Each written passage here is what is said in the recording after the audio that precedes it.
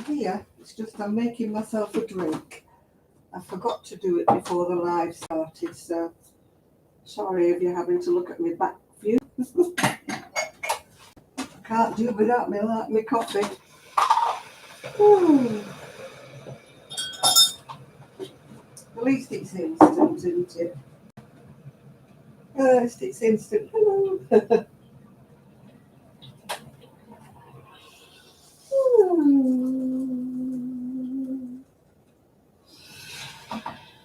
Oh, that's that done.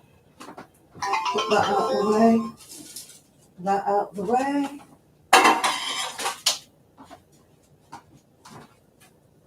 I'm kind of not ready tonight, as you probably can gather. Hi Nathan.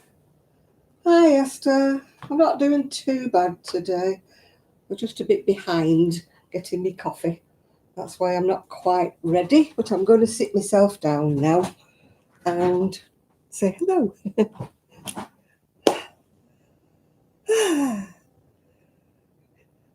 Evening Munchkin, evening everybody. Yeah. I thought I had bags of time and then I realised, I've not made me coffee. Not done me coffee. Right, let's get me crochet. Me crochet. It looks blue. It's purple actually. Purple. Crochet. It's very fine, so it's taking me a while to do it, but I'm sure it'll be very pretty when it's done. Hi Sophie. I'm getting myself in a knot with my wool here. My yarn, as I should call it. I call it wool. I call everything wool, unless it's cotton. Oh, right. How is everybody tonight? Are you all raring to go? Got your, hi Linda. Got your craft and everything ready? Got your crochet, your knitting, your stitching, or in Sophie's case, it's either going to be Warhammer or what do they call it? Loom knitting. Yeah. She's either going to be painting or something or loom knitting. I don't know what everybody else is doing, yeah. Let's get some yarn out the middle of my ball. Well, wool. It's not wool because it's Lurex actually. It's got a bit of glitter. You can see the glitter. Glitter. I'm hoping to have finished it for my birthday, but I might not do. It's not vital. My niece phoned me. She said, what do you want to do for your birthday? So I said, I don't really know. Not really fussed and all that. She said, do you want to go to Berry Market? Oh, yes, please. So that's where I'll be going, Berry Market. Whee! Oh, thank you. It's one of my own, as usual. I think it's... No, it's not Boho Spirit. I think it's Unforgettable. Hi, Val. Hi, Val. I'm on my Lurex. It's grown a little bit, Val, but not very much. It's been so on a tiny hook. It's going to be nice when it's done, yeah.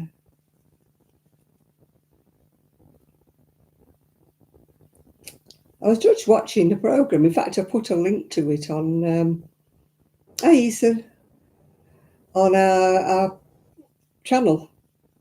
This woman had gone to Copenhagen and everybody knits.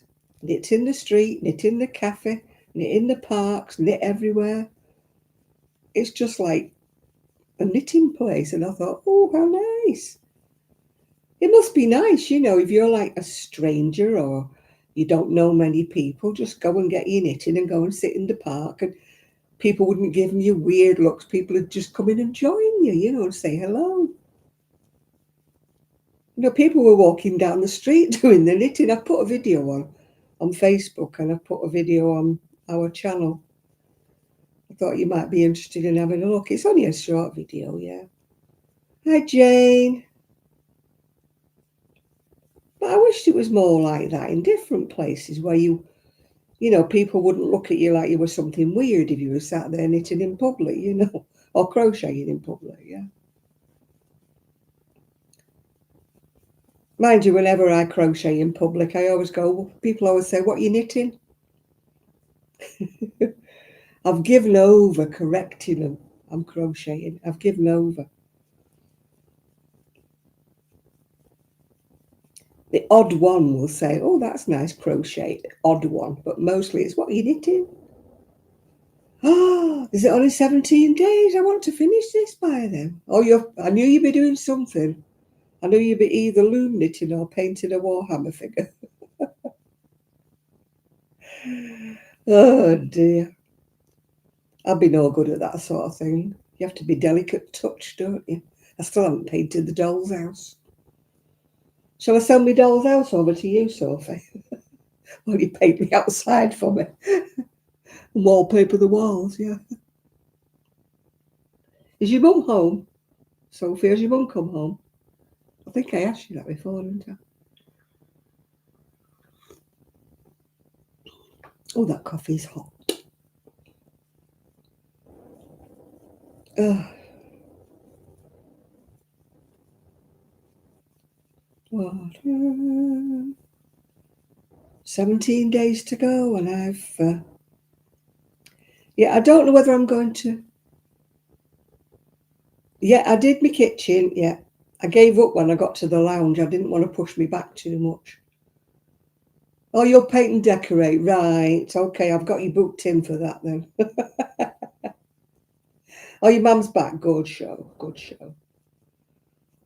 Everybody that would paint and decorate me doll's house for me lives too flipping far away. And it's not like I've got overnight accommodation, because I haven't. I haven't got anywhere for anybody to stop. So I can't say, oh, come for the weekend. You know, I can't do that, because I've got nowhere for anybody to stop. You'd have to sleep on the floor or the sofa, because my spare bedroom's kind of full. It's got a knitting machine, a sewing machine, you name it. And it's not a big room, so it's full. Oh, I'm glad your mum's back at home now. Yeah, well, she will be. It takes a bit to get over these things. You know, you don't bounce back. Well, I would imagine. Thankfully, I have not had a stroke, thankfully. But I should imagine it takes a long time. One of our ladies at Knit Club has had a stroke. We haven't seen her yet. I believe she's home. And she's back talking again, because she lost her speech and everything, yeah. But I believe that's come back, so that's a blessing, isn't it? Can you imagine me losing my speech? You'd all heave a sigh of relief, wouldn't you?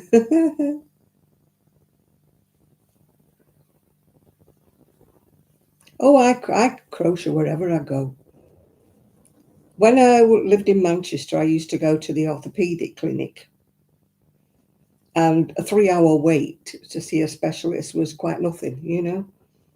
You'd wait about 3 hours, and then it'd be your turn, and then they say, oh, he wants you to have an x-ray. So you'd have to hike over to x-ray and sit there for about an hour till you got your x-ray, and then come back again and then wait again. So sometimes it could be 4 hours. So, I mean, there's been times I've nearly crocheted a shawl while I've been there. And I'd see people like looking round, and I'd think, you come every time. You should know how long the wait is, you know. And if you go to A&E, my goodness me, you might as well take your supper. I mean, thankfully, I haven't had to go touch wood to A&E for quite some time. But I believe you can be there forever and a day in A&E these days. Yes. Kind of full, yeah. It's kind of full, yeah. The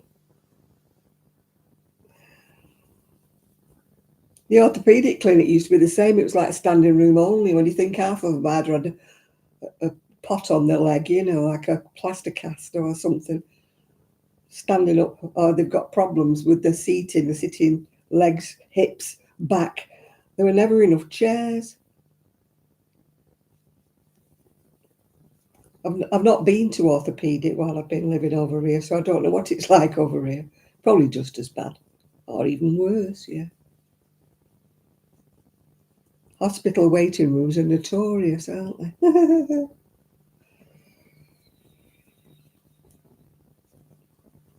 So, yeah, I don't know whether I'll get this finished for my birthday, but I'll do my bestest. Oh, you've had a stroke as well, Jane, have you? Well, hopefully you're back, well, back to normal as any of us ever is. I've never felt normal in my life, so, I've always been a bit wacky. I don't mean wacky-backy, I mean I'm just a bit wacky. It must be boring to be normal anyway. Who the heck wants to be normal? And conform, oh dear.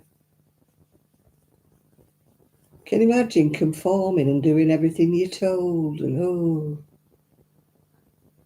you're well abnormal, right? You'll be fitted in well then here. Hey, Chris. Oh yeah, yay for the big abnormal. Yeah, we're all a bit on this channel, but we fit in well. Have you noticed we fit in so well because we're all a little bit cuckoo. Oh dear. Yeah, life must be boring if you're kind of normal and you don't find things funny. I mean, I find myself hilarious. And I mean, I don't mean funny because I tell jokes. I mean, just funny because I do such stupid things, I laugh at myself nearly every blooming day because I've done something daft, Yeah,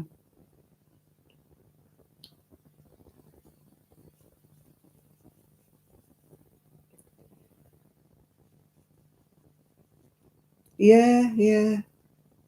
Well, sadly, we lost one of the ladies that used to come on here. Some of you have been on here a long time, right? Remember Pauline that used to come on? She was a friend of mine from Prestwich from a long time ago.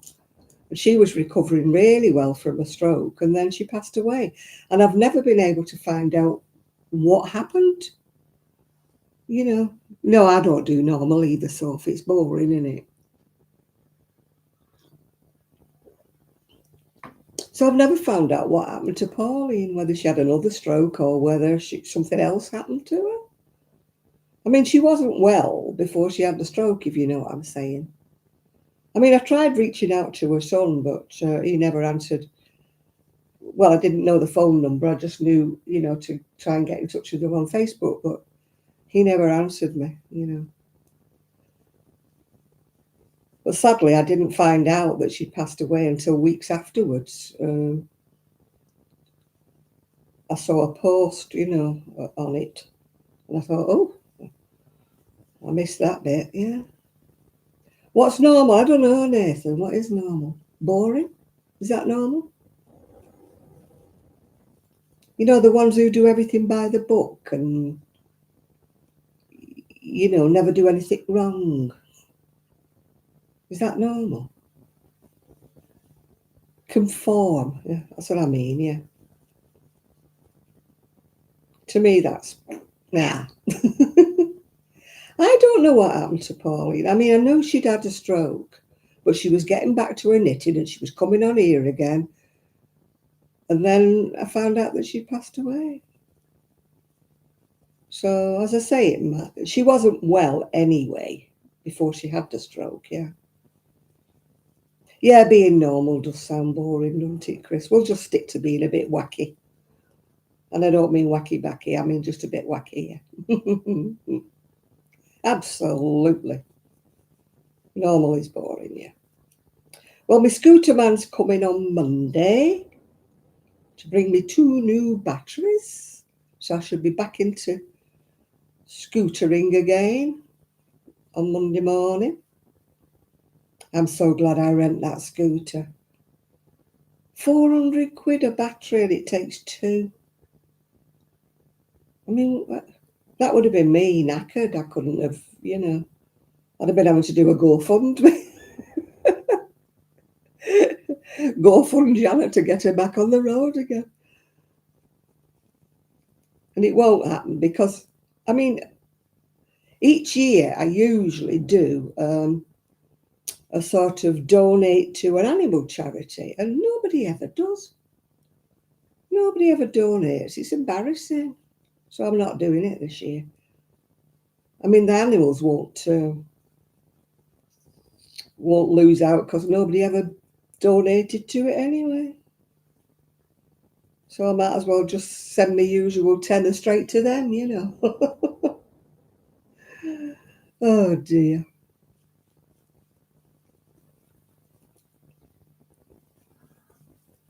The first year I did it got about 60 quid. So I thought, oh, this is great, Anyway, after that, no. They must have thought it was a one-off thing, not every year, yeah. And it's a shame because I used to donate it to a little charity. It was just like a little local one, not a great big one, not like the RSPCA or anything. It was just a little local animal charity, yeah. But I'll just send them my tenner instead.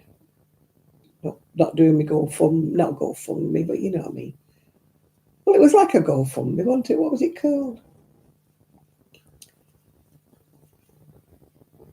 I mean, I had to laugh. It says, instead of birthday presents or something, it said, I thought I don't get any birthday presents anyway, so, yeah. Yeah, £400 a battery, and it's 2 batteries. Anything to do with disabilities, have you never noticed? It's twice the price of anything else, yeah? As soon as they put disabled on anything, they whoop the price up. And sometimes it's something quite normal.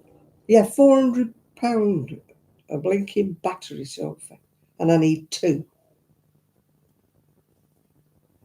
So I'm glad I rent. It takes it takes nearly all of my disability money, but it's still worth it to me because I don't have the problem, And if I break down, they come and pick me up and give me a taxi and everything.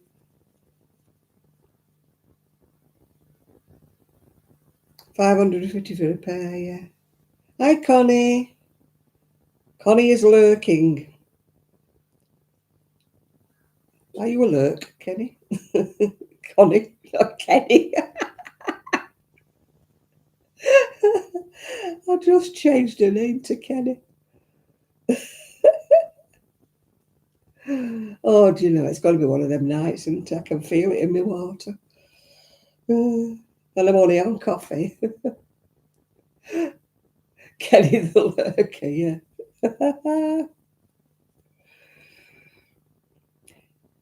I remember my son asking me when he was tiny, you say, are you alert? And he said to me, Mummy, what's alert? And I went, it's wide awake and everything like that. He went, no, you just said alert. And I went, he said, what's alert? Try to explain that to a 4-year-old. It obviously puzzled him. Oh dear. He was full of little sayings when he was little. When they put the men on, the first men up into space, and he said to me in all seriousness, do they go past heaven? Do they see Jesus on the way up? I need a ramp, Janie. I'm looking for a ramp. I've got everybody trying to find me a second-hand one. Everybody I speak to, they're like, oh, we give ours away. When my husband died, I gave it away. And I'm like, oh, I can't find anybody that's not given theirs away yet. I mean, people say, oh, look on Facebook Marketplace, which is all very well if you've got transport. Because how on earth could I bring a ramp back on the top of my scooter, Can't do it. Oh, what have you done there, Janet? You've made a piggy's ear of that, haven't you? Oh, no, you're right. Thought I'd gone wrong, which I am wont to do, yeah. I started this in knitting at the knit club at the library on Monday. And oh boy, did I keep going wrong. You know, as Sheila says, you can't talk and knit at the same time. Well, I found that out on Monday. I had holes where I shouldn't have had holes. It was a lacy pattern. So I pulled it back and they're all going, oh, don't pull it back. I said, I can tell it's wrong. No, it's not noticeable. Leave it. I went, no, I know it's there. I know it's wrong. Back it's coming. Yeah.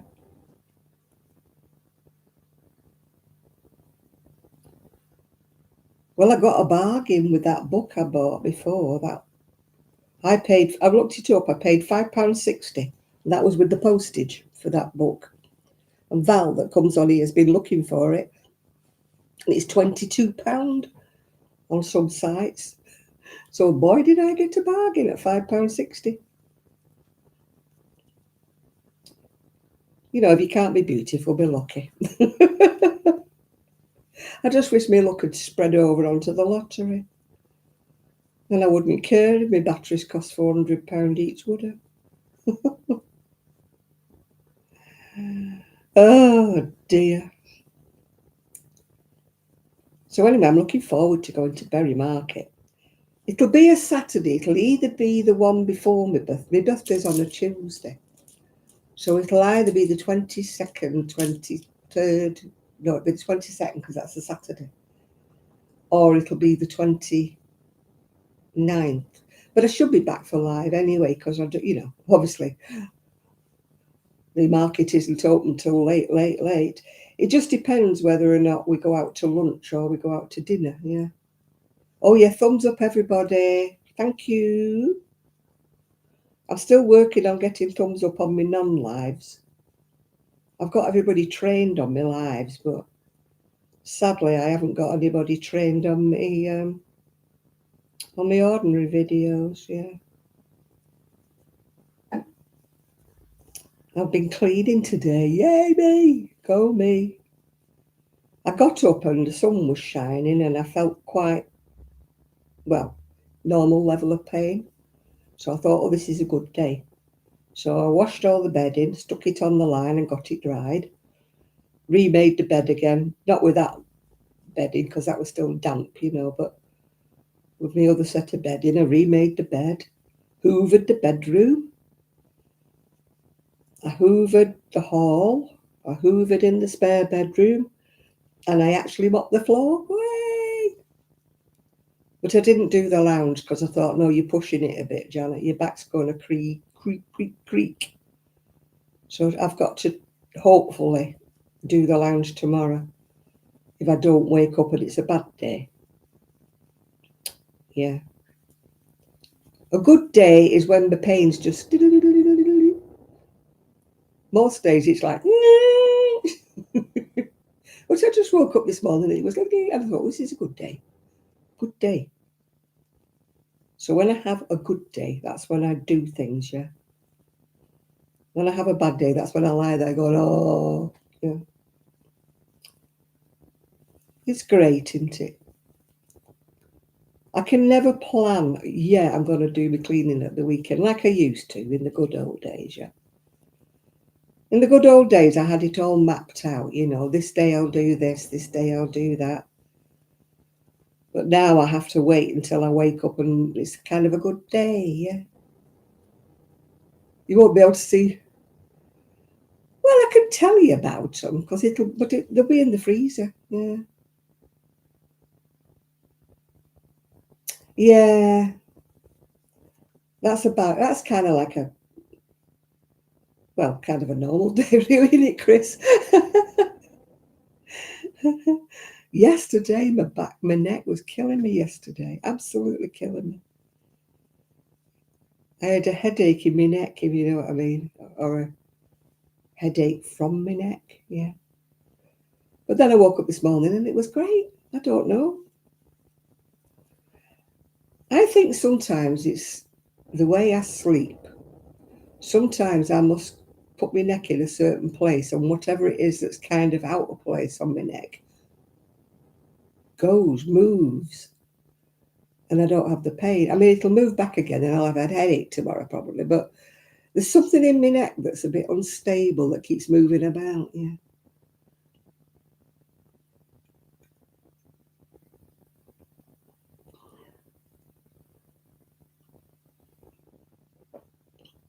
Yeah, it's the uncertainty, isn't it, Chris? You know, like what kind of day are we going to have today?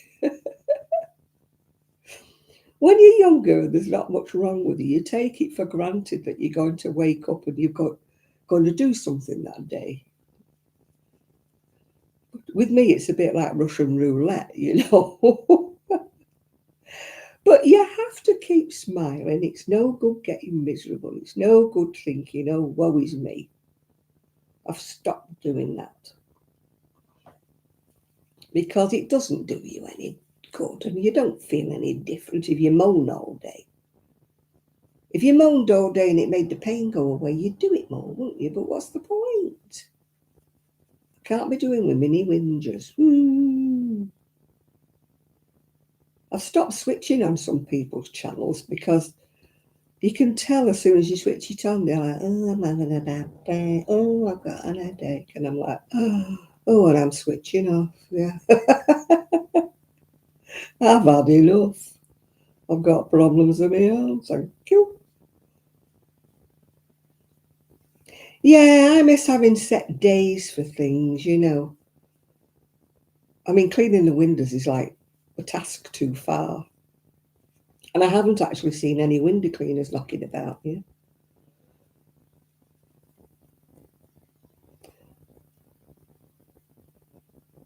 Yeah. Yeah, exactly. There's no sense in being miserable, is there, Chris? It doesn't make any difference, does it? Yeah.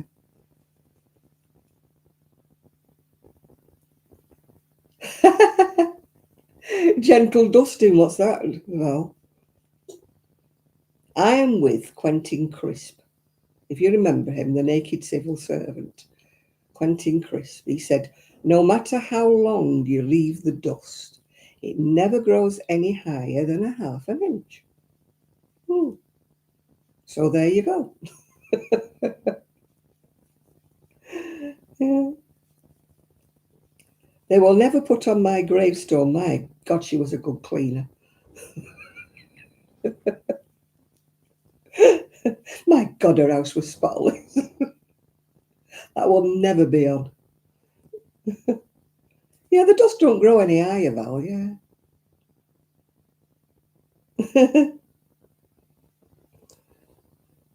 I just go like that with my hand every now and again. Why does the bed head always get full of dust?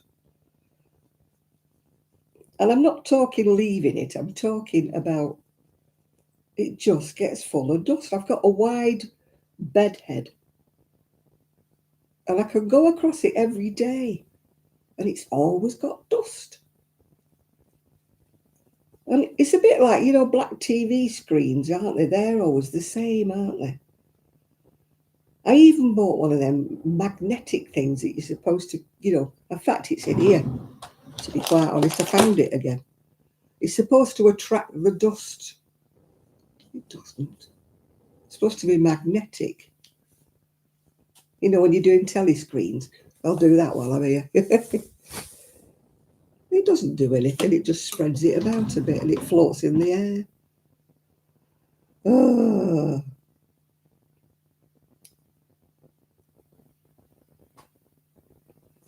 yeah.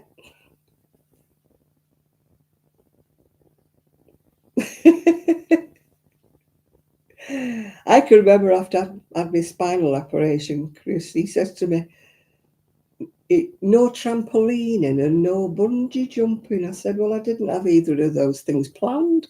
You know what I mean? Bungee jumping was not on my list, not even before my spinal operation. It wasn't one of my wish things, you know. You know, yeah, you have what's it called? Like a wish list before you die. What do you call it? A bucket list. Bungee jumping was never on my bucket list. Nor is jumping jacks, no.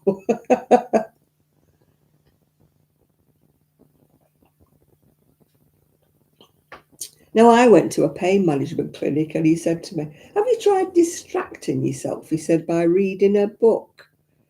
I went, I read loads of books, but it doesn't really take the pain away.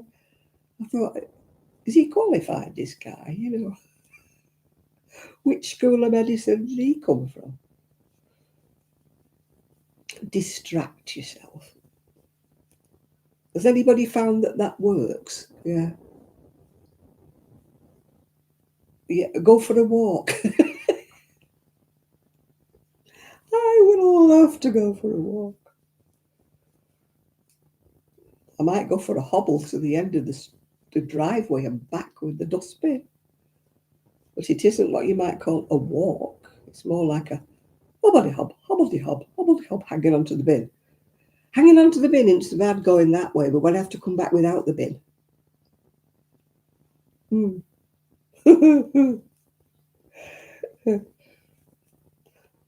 And the other day it was raining and I'm like, don't fall, there's a big puddle there. Don't fall in the puddle.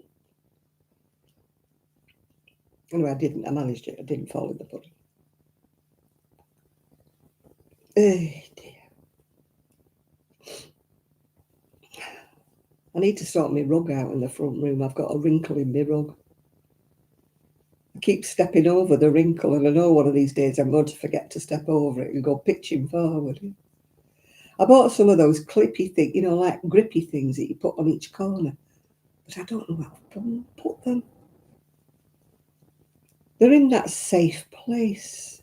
You know, you've all got a safe place, haven't you? You know, where things go to get lost. I've got plenty of safe places in this house. Can't find a thing. But I bought them specially.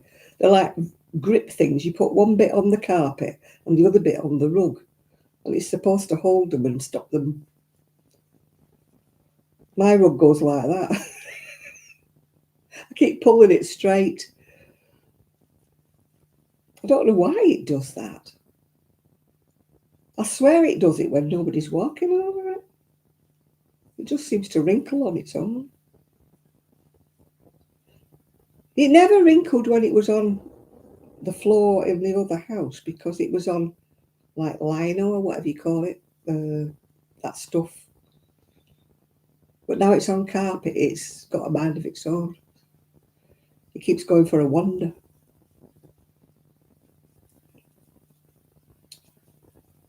You know, people say it's a trip hazard. Surfboard, yeah. I refuse to have a rollator in the house, you know.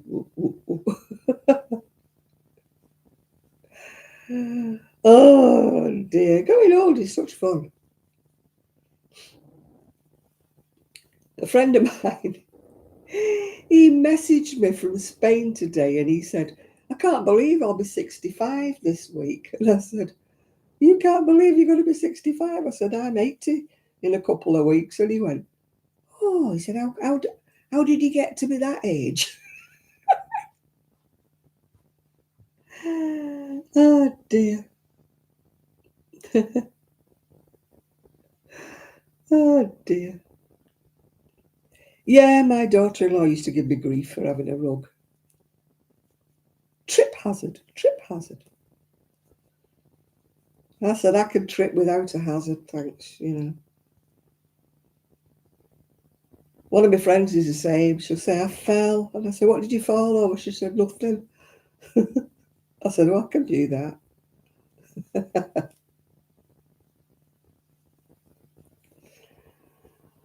Oh. When I had my hysterectomy, I came out of hospital and my ex-husband, well, he wasn't my ex at the time, decided he would go to buy a boat. Yeah? It wasn't a huge boat. It was one a bit like a windsurfer, only bigger. So he said, you'll have to come with me. So I went with him and we picked it out and paid for it and everything.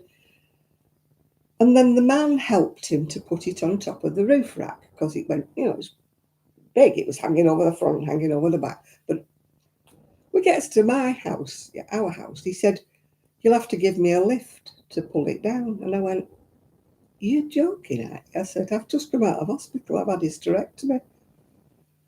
He said, "Well, it's not that heavy." I said, "I'm not even supposed to lift the kettle." I said, "So I'm certainly not going to be lifting a boat." And he was having a right old chunner at me. I said, "You'll have to go and get the guy across the road to help you pull it down." I said, "I can't do it." Anyway, he got it down off the car, and then we were putting it up. We were winching it up to the garage roof. Winching it up so the car could go underneath it. Just hold it up at this end. I thought, I'm going to kill him in a minute. Why do men not realise? Having a baby, having hysterectomy, your inner sides just don't bounce back in 5 minutes. I came out of hospital, I think it was on the Friday or on the Saturday, we went to look at this boat. Oh, men.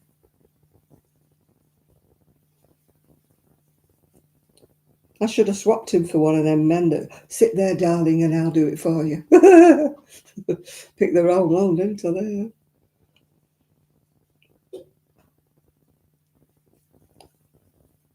Where do they get these men, that come home with a bunch of flowers and a box of chocolates?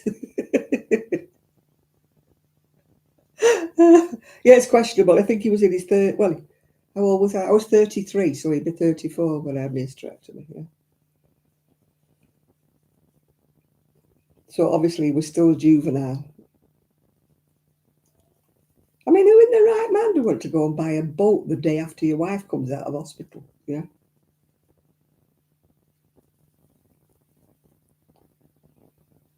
Ugh.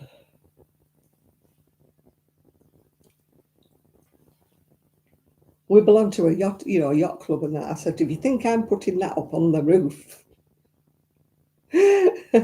every time we go. Yeah, my husband, he was a star. He was a star, Jane. Absolutely a star.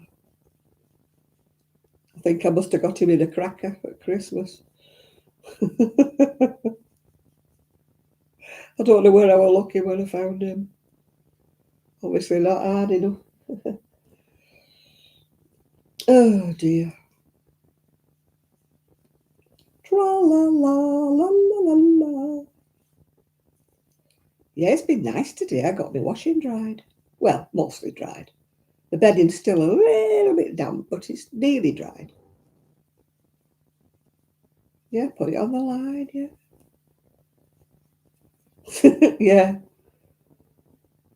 Well, I would have done, except I couldn't lift my leg up after hysterectomy. They cut through your muscles. You have a job to lift your legs. Oh, yeah. La, la, la, la. Yeah, I've never had anybody that's looked after me. Sit there, darling, while I do this. Never had one of them. Some women are lucky, aren't they? The men do everything for them.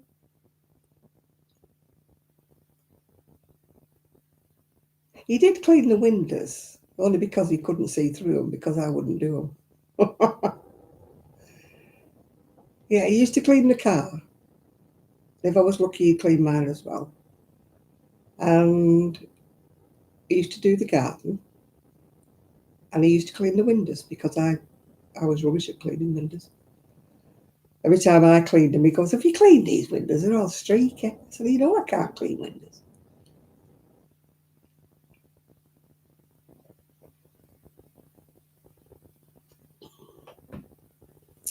Yeah. My son had a pressure washer when we lived at the other house, but of course he took it with him. I think I bought it, but he took it with him. Maybe I'll get one. Next door's he's got one. Because I can see what's going to happen. My paving in the back is already starting to go green mouldy, green. algae or whatever growing on it. And the guy next door said he did pressure wash it for the old chappie that was here. I thought, well, I can't ask him to pressure wash it. I'll save up one day and get a pressure washer. Then I can pressure wash my scooter and blast it out into the yard. Pressure wash the windows. Then I will find out if they leak. Oh dear. Yeah, it'd be fun that having a pressure washer. I'll need one because either that or I'll have to get one of them. The people that advertise we will do your driveway. But it probably would be cheaper to buy a pressure washer, actually, yeah. Because I'm going to get me outside tap. I haven't seen my neighbour. I think he's been away to get the name of the plumber. I want a reputable plumber. I don't want one out of the paper, One of them that comes and makes a bodge of everything and charges you a fortune. Don't want one of them. So next door said he knows a really good plumber, so I'm waiting to get the number off him. Because my niece is buying me an outside tap for my birthday. Other people have chocolates and slippers. I get an outside tap. But it's what I want. She said if it's what you want and what you need, yeah.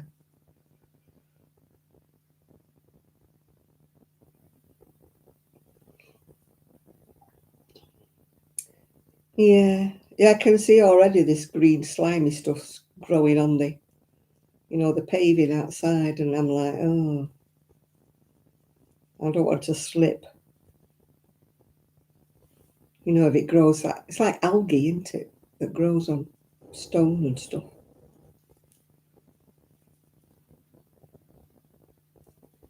Have you got dyslexic fingers again, Chris? Oh, I can slip on anything. I mopped the conservatory floor and nearly did the splits when I came in. I mopped the conservatory floor and then went out to bring the washing in. Steps on the conservatory floor with an armful of sheets and nearly did the splits. I thought, oh, that was a silly thing to do, Janet. You could have waited while it dried, yeah? Because the conservatory's got quarry tiles in it and they're very slidey when they're wet.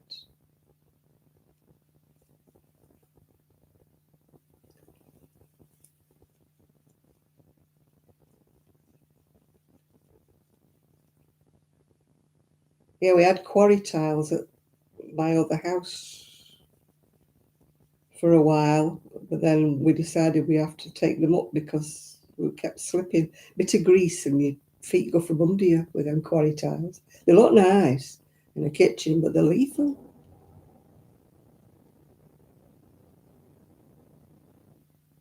Oh my goodness me, Munchkin. I bet you were running around with your mop, weren't you? It just sounds like something I'd do that.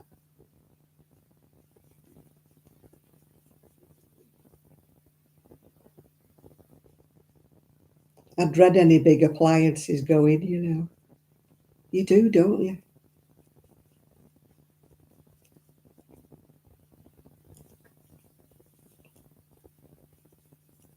It's like that time when, they were asking a politician like to live on a pensioner's money, for a month and that. And he was like, oh, it's dead easy, this, blah, blah, blah, blah. And I'm like, yeah, but you've not put anything to buy for if your washing machine breaks down or if you need a new carpet or something. He hadn't, he was more or less bragging he could live on this amount. Well, you can on a day-to-day basis, but what happens if you have a crisis or you need to pay a plumber or electrician or something like that? You they don't. They're stupid. Some of these politicians, they haven't got the wits.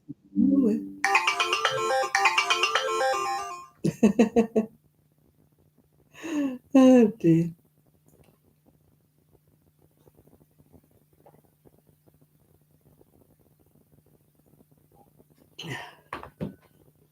Oh dearie me. This is going to take me forever, isn't it? It might be all right when I get to the smaller bits, but this is the back, so, and it's on a tiny hook. And this yarn is not going anywhere. That's my second ball. I've got 12, but it's going to finish up with short sleeves, I think. This. Everything I'm making so far, last few things, is finishing up with short sleeves because I never have quite enough yarn. I'm like Leslie. Not quite enough yarn. Oh dear, have you all got fireworks where you are? They've been booming and banging around here. They must have, well, literally money to burn. There they go again. It's like living in Beirut. Boom, boom. It's been going on for the whole week. When you see the price of fireworks, you know, how do they manage to afford it?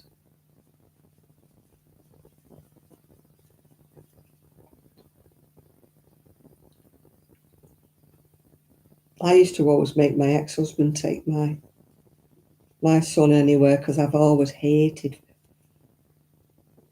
When I was a teenager, I never liked him when I was little. And then when I was a teenager, I went to a bonfire and I had a duffel coat, if you know what a duffel coat is, like with a hood and they've got toggles, yeah. And some idiot put a banger in my hood, yeah. So it boomed, it sent me deaf. I panicked and ran, and I ran straight into a barbed wire fence, ripped my jeans, ripped all my leg wide open. I made a right mess of it. I still got the scar. So I didn't like bonfires before that. I was deaf for about 3 days after that. Yeah, remember the 5th of November, gunpowder, treason and plot. We should have blown the Houses of Parliament up, shouldn't we? Should have let him. Guy Fawkes, we should have let him do it. Maybe they'd have rebuilt it, wouldn't they? Well, it usually still is, Chris, because even though Bonfire Night's the 5th, they usually do it on the weekend that's the nearest one because of people, having to go to work and things like that. No, they're still booming and banging round here.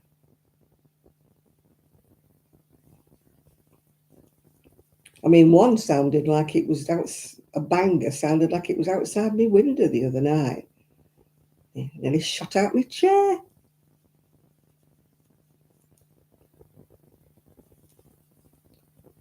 Yeah. I mean, my cat was never bothered. My cat used to sit on the window bottom and watch it, like that. Buster was a little bit more nervous.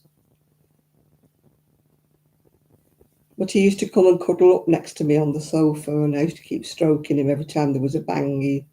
He got an extra cuddle, so eventually he just got used to it and never bothered. But the cat used to amaze me, sitting on the window bottom watching the fireworks. Never fazed him at all.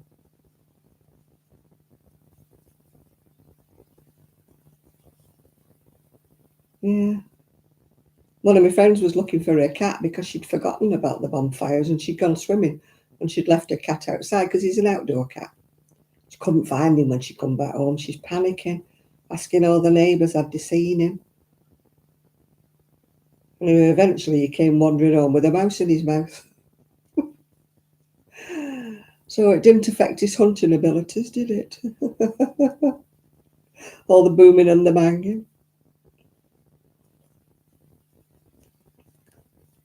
The only trouble with this yarn, with it being lurex or stellina as they insist on calling it these days, is it hurts your finger. It digs a groove in your finger.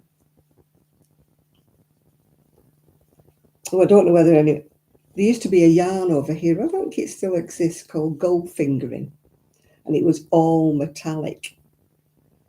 And that used to rip your fingers to bits when you used to crochet with it.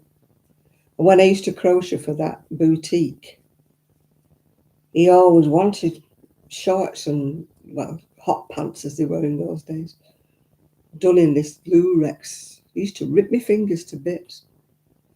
I used to have to put elastoplast on my finger, bandages if you're in America. We call them elastoplast plasters. I've got one on my arm here. Don't know what happened. I woke up the other morning and there was like 5 puncture marks on my arm. And I'm like, something bit me. And I mean, we've got no dogs or anything like that, so it's definitely not fleas. And I've not got fleas as far as I'm aware. But there was like 5 in the shape of a V, 5 marks. And they were itchy, so I scratched them and then they bled. I don't know what it was, what I'd done.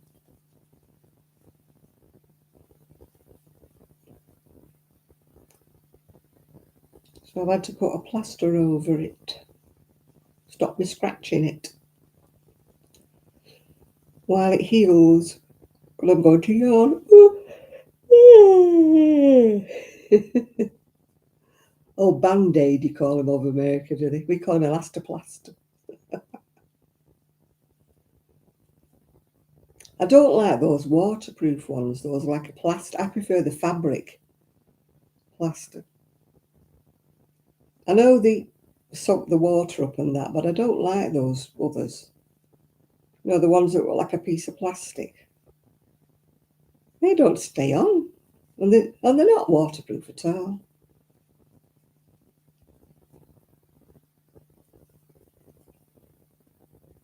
I mean, this is dried. I went into the shower with it on. It's dried now.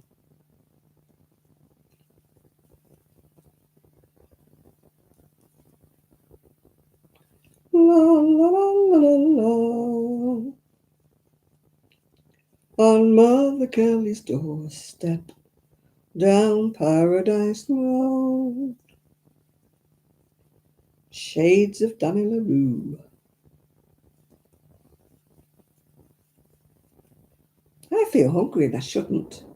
Mind you, I did miss a meal. I just had breakfast and I went straight to my dinner tonight. I had pseudo IKEA meatballs and they were quite nice actually, but there weren't enough of them. Oh, Band-Aid is the name. I just get generic ones, you know, whatever Boots or Super Drug or whatever's selling. I don't go for expensive elastoplasts. Because every time I cut my finger, I have to use about 20 because I keep taking them off and putting a new one on.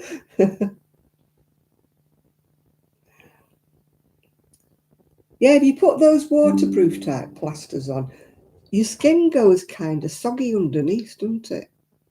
So it never heals up because it's soggy. You know, it goes like blotting paper, your skin underneath.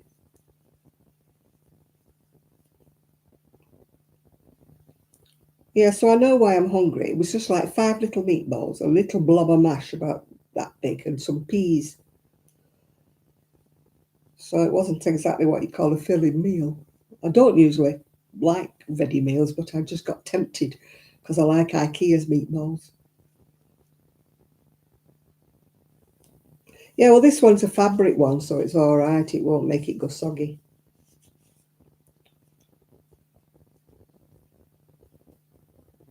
Yeah, I saw them and I thought, ooh, they look nice. IKEA type meatballs. Yeah, I'll have some of them. But sadly, there was a very small portion.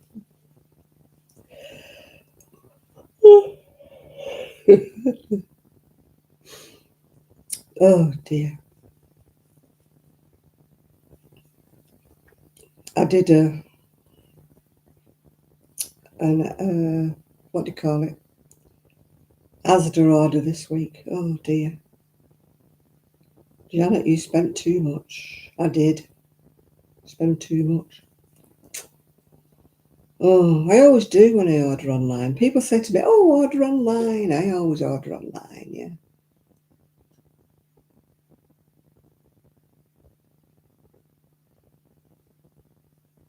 Pear tart recipe.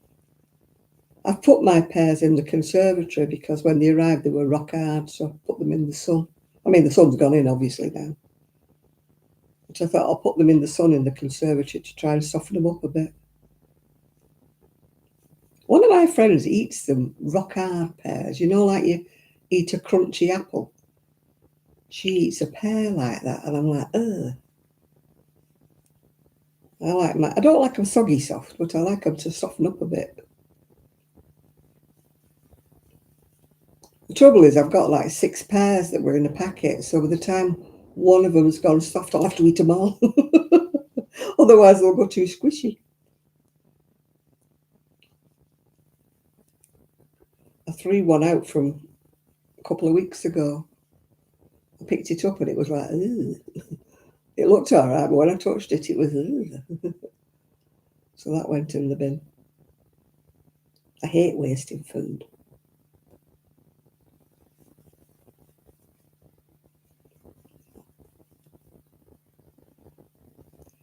They were in the same bowl as the bananas, but mind you, it only came on yesterday. The order only came yesterday. So I suppose I'm expecting a miracle, aren't I? Expecting them to ripen overnight.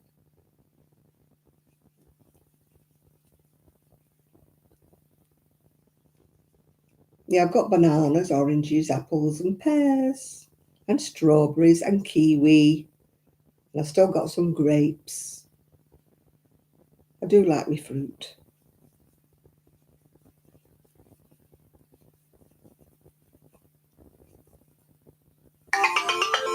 Oh, hello. Who's sending me massages? Who is it? Who is this? Who could it be? Oh, watch Fibre Floozy live. That's Jill. Oh, I could do that, Val. You're right there, yeah. What have I got here? Yeah, Fibre Floozy's going live. If you want to desert me, go to Jill.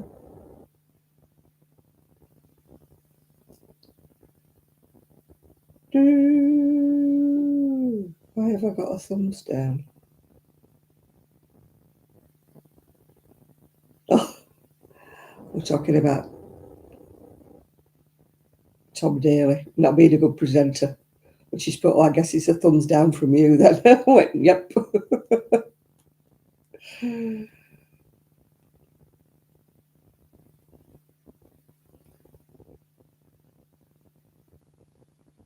Why have I got £3? Oh, I know. Why I've got £3 on eBay on me. Hi, Bear. Why I've got £3 off from eBay.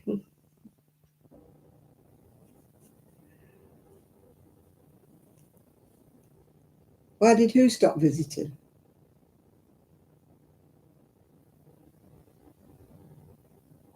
Jane, who are we talking about? Why did who stop visiting?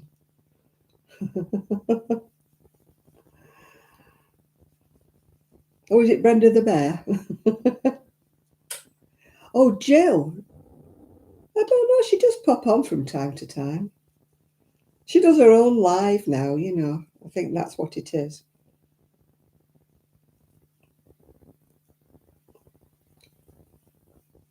She's not deserted me altogether, Jane. She does still come on and say hello.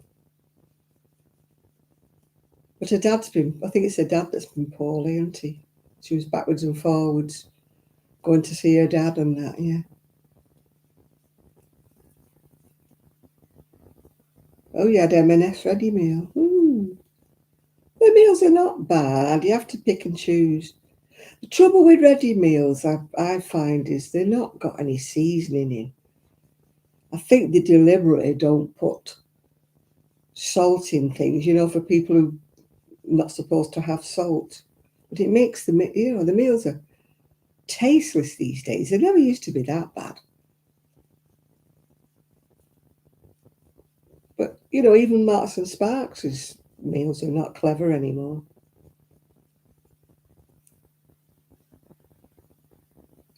Oh, Shan, yeah, she does come on. She does pop on now and again. She's not deserted us altogether. Yeah, I took over Shan's slot, but it was with her permission. I did ask her permission. did she mind if I did the Saturday Night Live? And I said, if ever she wanted to come back again, that I would step back down again. But she said, no, it was fine.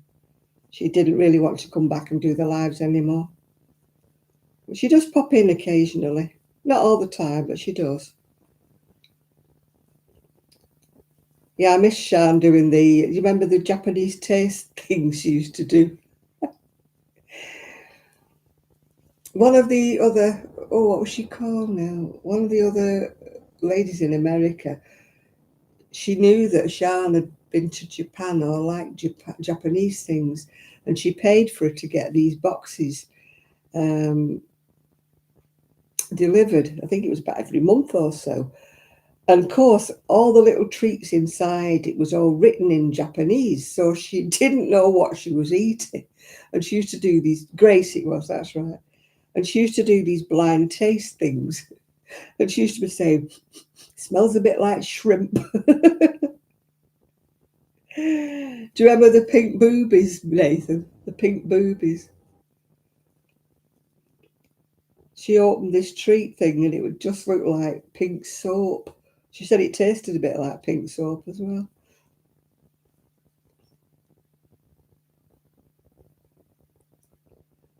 Well, yeah. I think he's done better from being thrown out of it than he would have done if he'd have won it, Linda.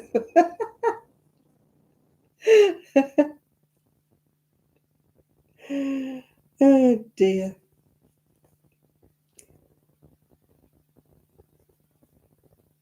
Oh, the Barbie boobs, yeah. I don't know what they were made of, but they looked like pink soap, didn't they? Yeah. Baby's butt cream. Yeah, well, everything was written in Japanese, so she never knew when she used to do a guess what she thought it would be, and when she opened it, it was never anything like it at all. She finished up sending some of them to somebody else, didn't she?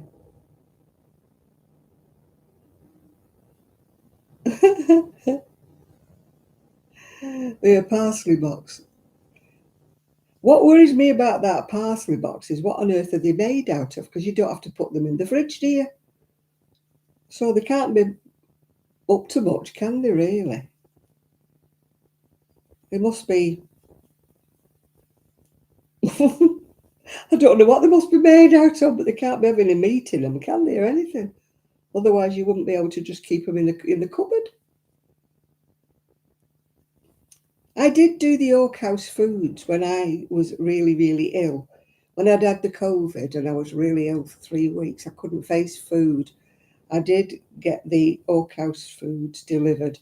They weren't too bad. They were very, very small portions, but back then I had no appetite, so they were enough for me. But they were really expensive for what they were. But they did tide me over for a couple of months until I felt like, cooking again. Yeah. But they're very expensive for what they are.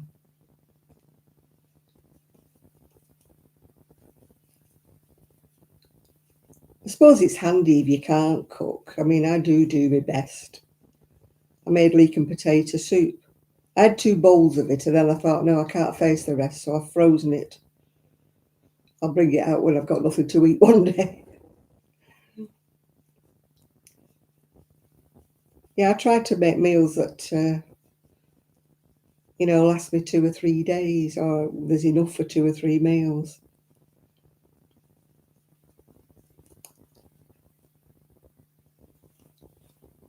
I've got a very small thing of mince. It's in the freezer at the moment. I'm going to do a chili con carne. Even with that small amount of mince, by the time you do the onions and the beans and everything, there'll probably be enough for 3 meals with a bit of rice, yeah. Because I don't eat big.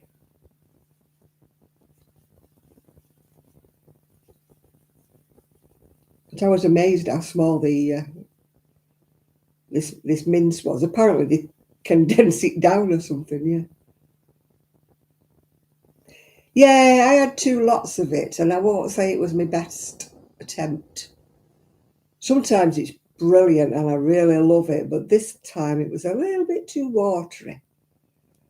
I'd put too much stock in it, yeah.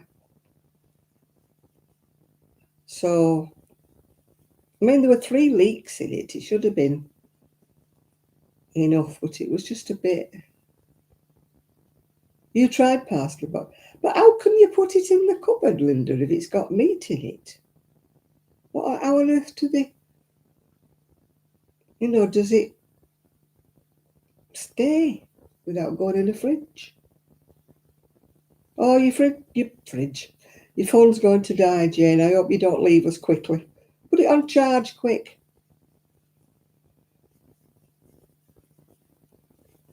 What's in them, Linda? Because I know it says you can put them in the cupboard. As I say, I'm not a fan really of ready meals, but I'm not saying I won't eat them. I do. I mean, they're always handy to have them in the freezer in case you don't feel like cooking.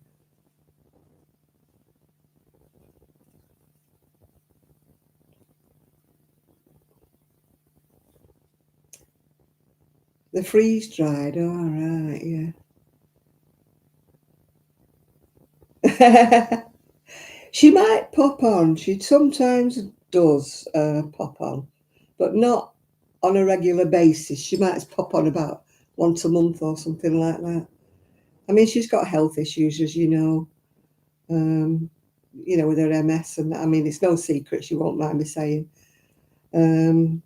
Some days she has really bad days, and some days she's not too bad. Yeah. Do you know I've never had corned beef and cabbage? I've had corned beef hash, but not corned beef and cabbage.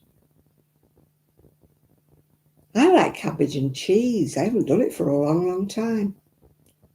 You fry the cabbage with cheese, cabbage and onions and cheese. Yeah, quite a lot of things you can do with the cabbage, isn't there?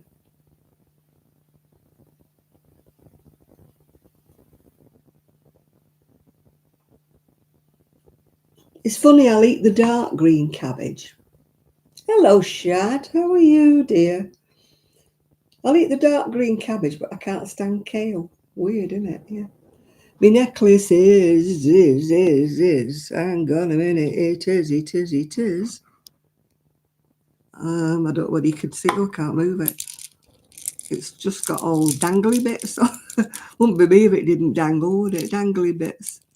Some have got spots on. Some are on a chain. Long metally bits hanging down. One of Marks and Spencer's best. I bought it off eBay and it actually was on the original card and the card was £15. I didn't pay that. Yeah.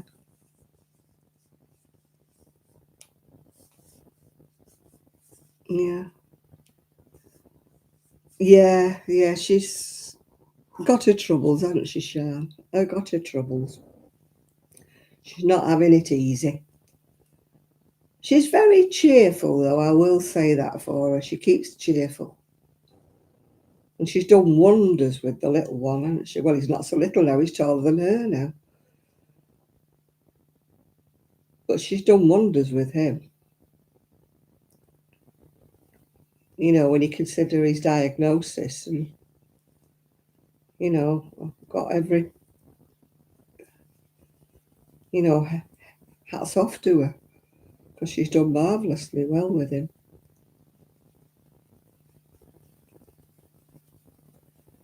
A lot of people don't have the patience, do they?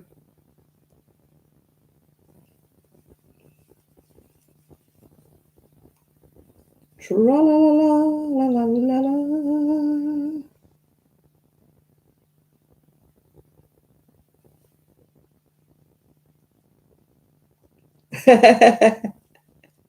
Yeah, it was 15. It was still on the card. I presume it was a Christmas present or something that somebody didn't want. It was still on the card from Marks and Spencer's and it was marked at £15. I think I paid maybe 4 or 5 for it. But it's really nice.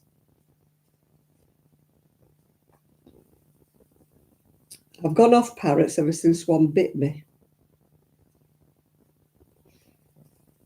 It went right through to the bone near enough.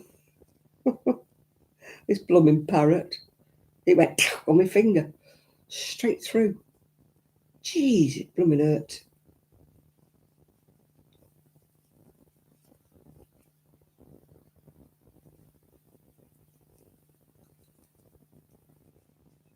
I mean, those beaks are quite pointed, aren't they?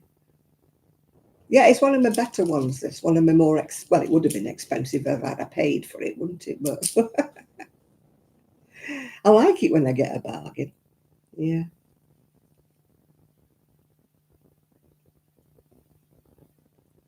Just after Christmas is the best time to get necklaces on eBay because people must get them for Christmas presents and don't like them.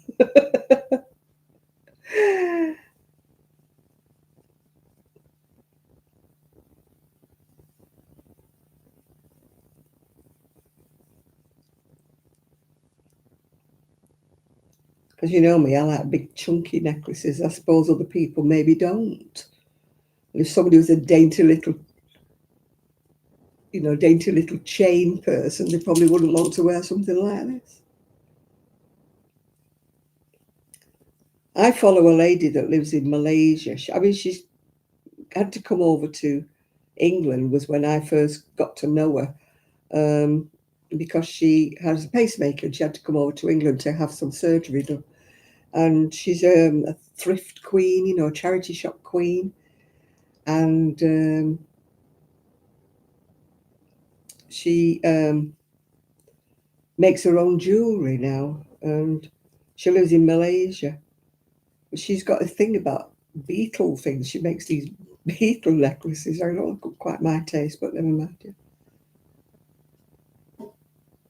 No, Cheryl doesn't mind. She doesn't mind. If I mention her issues, I mean, we don't talk about her in a nasty way. I just admire the way she deals with what she's got on her plate.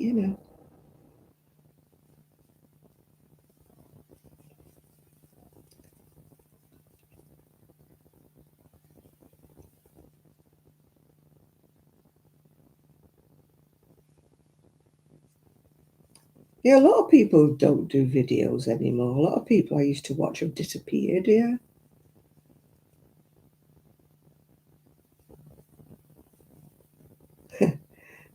I miss Shan and her sparkly wool when she used to be making the caterpillars and things.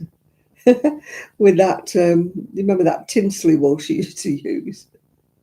Uh, but sadly, when she started being ill, she had to stop doing a lot of that.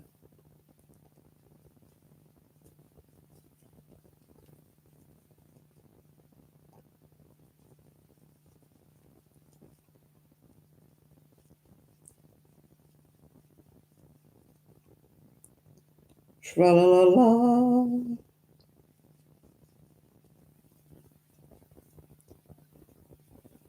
Oh, I watched a lady today. Oh my God. Can't remember what it was now. She was talking about these granny squares and she'd done these absolutely horrendous big chunky granny squares and she hadn't sewn any of the ends in and she'd made them into these weird garments. And I'm like, really?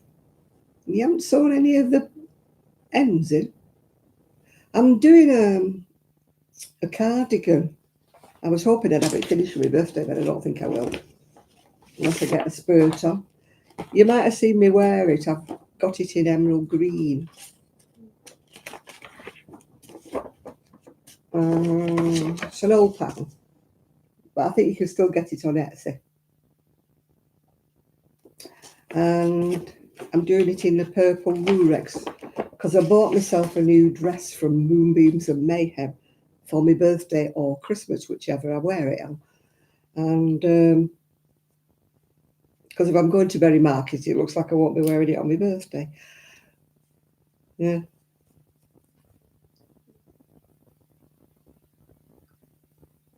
Oh, yeah. Yeah, too many people have stepped away. I don't know why.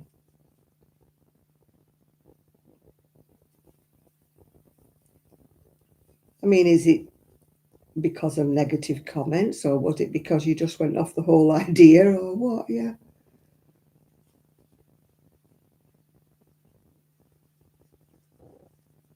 Yeah, my dress, yeah, it's got a blob on it like glue. I don't know what it is.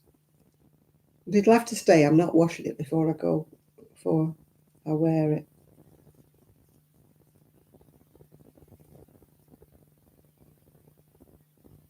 Yeah, I know some people get negative. I mean, I'm pretty lucky, really. I have the odd negative comment, but I just ignore it and delete it and block them. I think so and so to you as well, If you think you're going to rile me up so I'll answer you, you've got another thing coming. But, some people really get negative comments, and I think it's such a shame. Why do people have to sit there and judge people? I bet they can't do it themselves. The ones who criticise somebody's work and that, I bet they can't do it themselves. I always think that myself. I think, well, go on then, show us your effort. Is it so much better than what this lady's making? Leave it alone. I mean, I think I said in my last video, it's not all about whether it's brilliant and beautiful when you've finished it. It's the enjoyment you get out of doing it, isn't it? The enjoyment of making it, no matter what it is, whether you're sewing, knitting, cross stitching, or whatever. If it makes you happy when you're doing it, if you're doing a jigsaw, reading, whatever is your hobby, and you get somebody who criticises you, and I'm like, oh, shut up, what's it got to do with you? As we used to say, wind your neck in. I'd love to say to these people who say negative comments like, well, show us yours. Show me what you can do if you think you're so much better than whoever you're criticising it, yeah? You don't know who's watching it. Yeah, I went through a bit of that because somebody was watching my videos and reporting back, if you know what I mean. And it did put me off. I didn't make videos for quite a while, but then I came back and thought, right, sort of screw it. I don't care anymore. I'll just do what I want to do. But when you feel like you're being scrutinized, let's just say, it just put you off. I'm pretty lucky, really. I don't get many weirdos. Yeah, I do get one or two, but then Chris and Nathan usually boot them off for me. So, hi, Tumley. You always get the weird ones. They come on, try it on, don't you? The little trolls and stuff.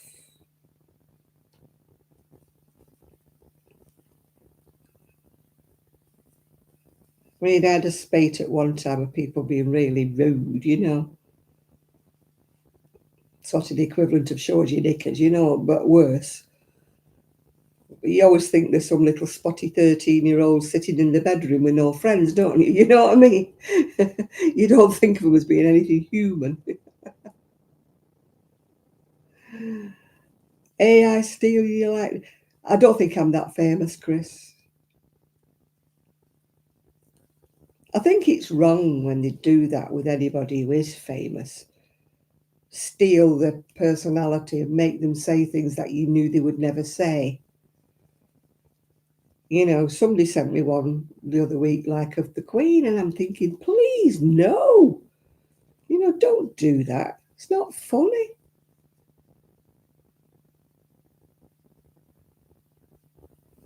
It's just, it just wasn't right at all.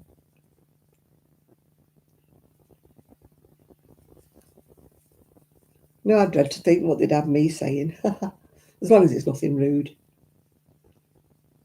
But the problem is, you see, people believe this AI stuff. They believe it, don't they? And, you're thinking, I mean, there's one I watch because it's funny. It's like the narrowboat videos, and they have these narrowboats like sailing down the high street, and they have them selling weird things and stuff. And it's all generated because you can tell it's just all generated. But I just find that a bit funny. But I don't like it when they do it with people. Yeah.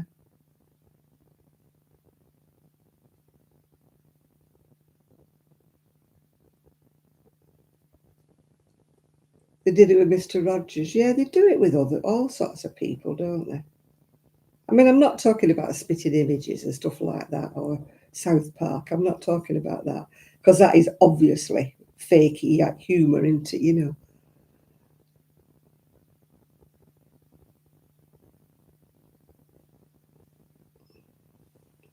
AI stole my life. Yeah, I just don't like it when they make like famous people look as though they're saying something really horrible. You know, and people believe that they've actually said it, and it's not. It's just all AI. And you're thinking that's just evil. You know, it really is evil. Right, how many inches do I have to do?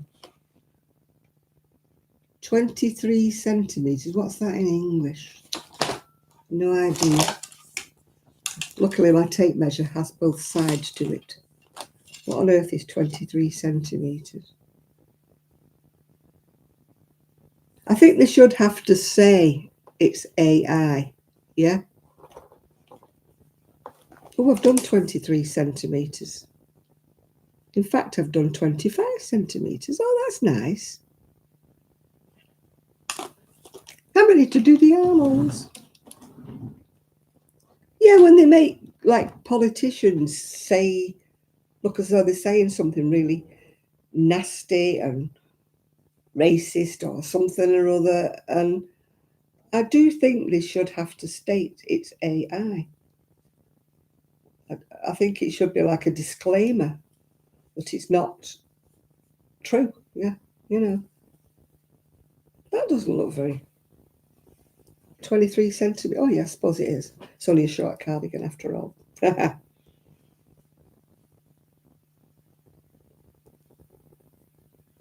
just not a favour of AI at all. I just think it's going too far.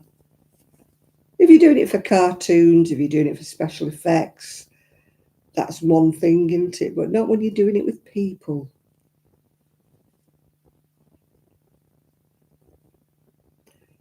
Tell you what I find creepy is when they take somebody's photograph, like somebody who's passed away, like your dad or your grandma, and they make them like come as if they're walking and talking, and I'm like, that is weird. That is creepy. I'm sorry, but no, that would freak me out if somebody did that with my dad. You know, and made him look as though he was walking and talking. If it wasn't like a proper, I don't have a video of my dad, sadly. We didn't have a video camera back when my dad was alive. But ending with the right side facing, which is the right side.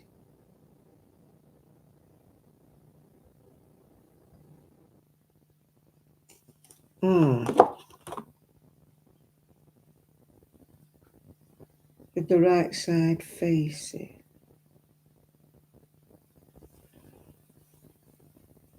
Yeah, I think that's right. I think it is the right side facing. Slip stitch over the first five. No, it isn't. It's a slip stitch over the first 5 treble. No, it's the other side. Another row. It'll have to be longer than 23 centimetres then. Yeah, I know they can do these things, but my argument is, why do they want to do that? You know, why do they want to make people mouths move like they're not, you know? It's like you say, it's just eerie, just wrong. I'm sorry, but it's wrong. Nothing wrong with the good old-fashioned ways of doing things. I'm not in favour of a lot of progress. Yeah, progress is good. If it's working in the medical field, it's finding a cure for things, then yeah, I'm all in favour of progress, but not a lot of this, uh, you know, making things look real and then children think that they are real and they can't, it blurs the line between reality, doesn't it, and fantasy, because a young child can't distinguish between the two. So if it sees something happening on the screen, in front of them on whatever, they think that's real. They think that they can go and do that. It's bottom tail at the left. Yeah. Well, it says I've got to go into the 5 treble, so I must have to do that row. Yeah. No, I know a young child shouldn't be on the internet, but they do see things, don't they? We all know they do. And then they can't distinguish with what's real and what's not. I mean, I can remember when our Ian was small, and it was, what were they called? Those creatures that were going around like kung fuing everybody. And they had to ban it in the schoolyard because they were asking us not to let our children watch it, because the kids were imitating it in the schoolyard and hurting the other children. Just trying to think what it was. It was very popular when our Ian was small. Yeah, the Turtles, that's the one. Ninja Turtles. The kids were literally maiming each other in the playground because they were copying the Ninja Turtles because they didn't realise it wasn't real. Yeah. Why am I getting messages?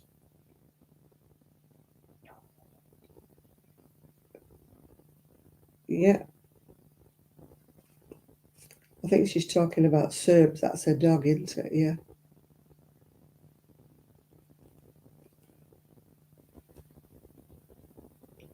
Arriving tomorrow. Amazon shopping is arriving tomorrow. Oh, that's nice. It doesn't come too early, so I don't have to get up soon. Manny, I've got the lounge to do tomorrow. I saved it because I didn't want to knacker myself. I thought if I carry on and do too much, I'll be sat here grunting and groaning. I might still be grunting and groaning tomorrow when I wake up because I've done a bit too much today.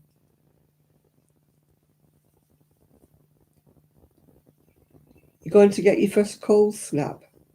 It's not been too bad here today, actually, Shad. I've had the heating on, but only for an hour. Yeah.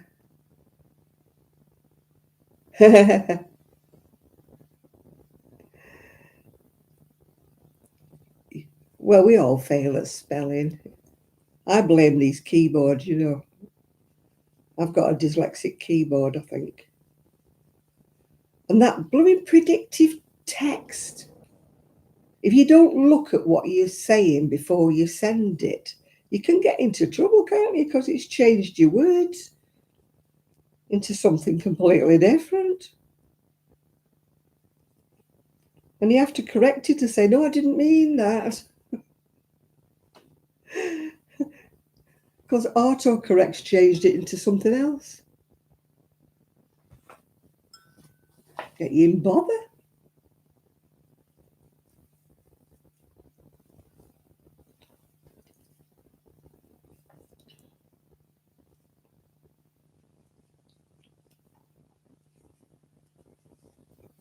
I'll tell you what I've got to watch on Messenger. You type into somebody and then another message pops up.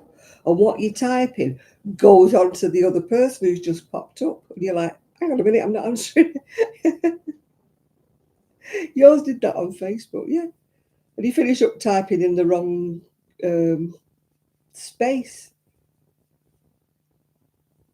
because it swapped you over to the other person. And then you have to, luckily, I normally spot it and I have to.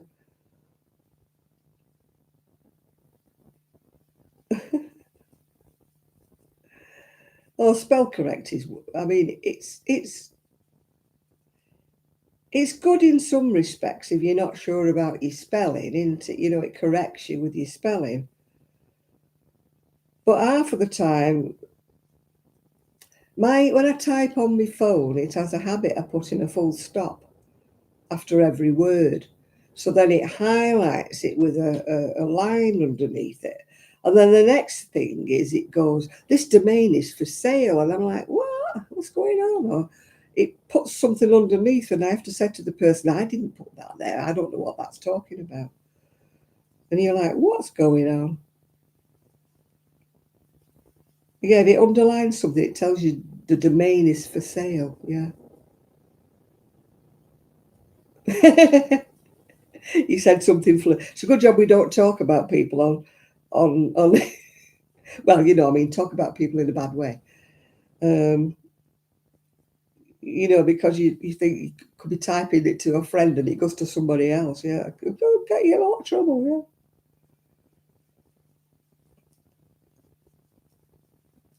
I mean, you're always reading about people in offices who send a group email when it's supposed to be replying to one person, you know.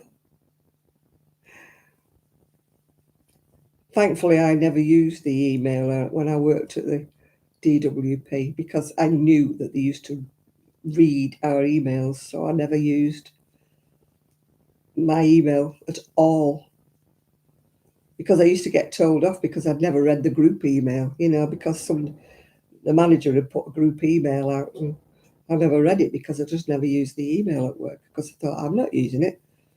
Somebody's going to read it. Not private, you know.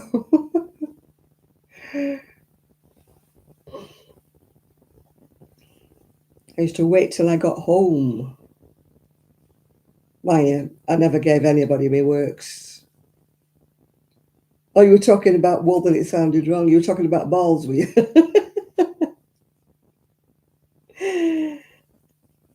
Yeah, anybody who's not a crocheter or a knitter and they accidentally hear you know, talking about 100-gram balls and 400-gram balls, you know, they're a bit confused. Yeah. Because they've no idea what you're talking about.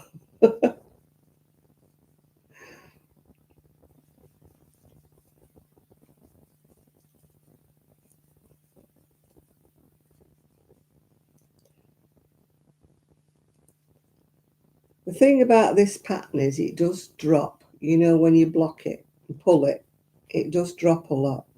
So even though I'm only crocheting like so many inches, it's going to be longer when it's finished. Because I was thinking I've done my green one. My green one's a lot bigger than that. But it's probably dropped with the wash. Because the pattern's a lot more spread out than this one is.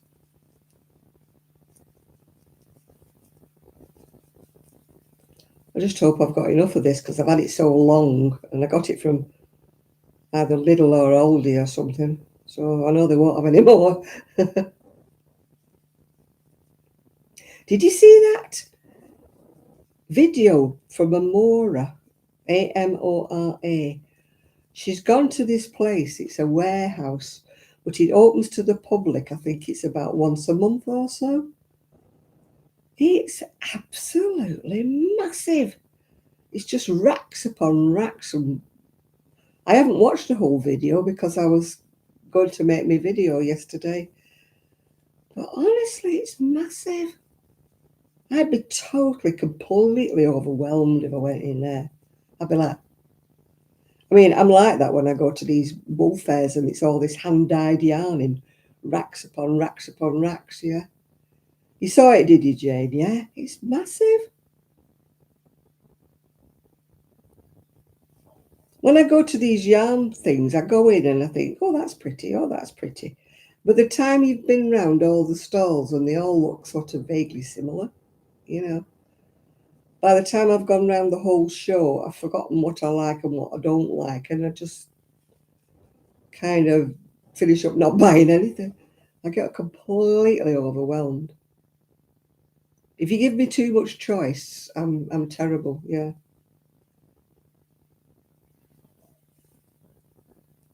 I'm like that with Amazon or something like that. You know, you're looking for a certain thing on Amazon. And if I see it in the first 5 or 6 things, I'll buy it there because I can't be bothered scrolling all the way down. You know, because they're all like the same with different prices and something. And I'm like, oh God, no, I'm fed up now. So I just tend to go for if I see what I like, you know. Are you going to Mexican food? Oh, I hope it doesn't upset your tummy. Yeah. I hope you're nice to be near tomorrow. Well, you live on your own, don't you? If you get the fartleberries, yeah. I'm not a lover of anything too spicy, so I don't think I would like Mexican food. I need a drink. Not a drink. I mean, a drink. You're not driving me to drink, if you know what I mean. I just want a drink, yeah. I think I've got some Coca-Cola in the fridge, or is it Pepsi-Cola? It might be Pepsi-Cola. Oh, it is, it's Pepsi-Cola. I think I got it because it was on offer. Pepsi-Cola. Oh, it's Pepsi Max. It's not even sugar-free. Naughty, naughty. Ooh, never mind. Live a little.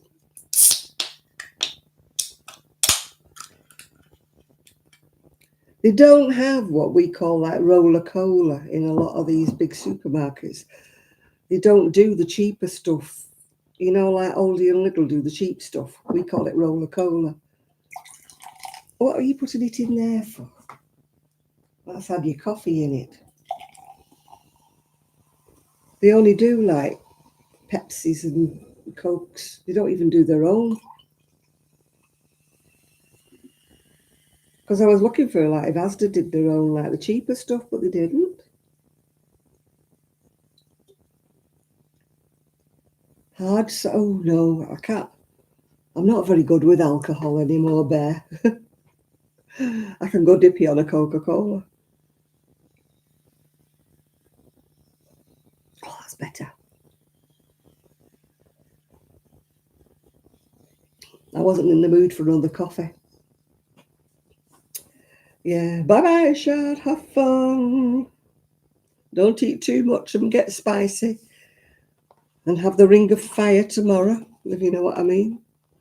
Right, what have I got to do? Slip stitch over the first 5 treble. 1 double crochet into the next treble pattern to the last group. Right, okay. Now that is weird.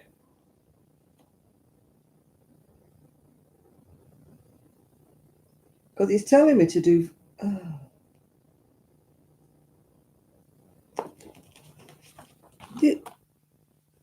It's telling me to slip over the next 5, and then the next one is telling me to do the 5 treble. Oh, God.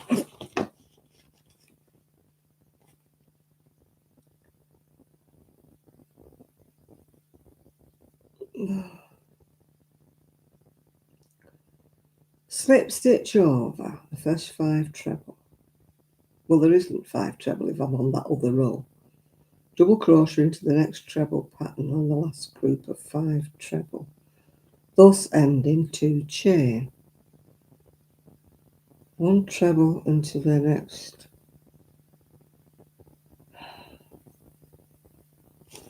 No, I've done a row too many now. Yeah, it's an English pattern, yeah. That's why it's trebles. I understand trebles. I don't understand American patterns when they're telling me to double crochet. It sends me all up the wall.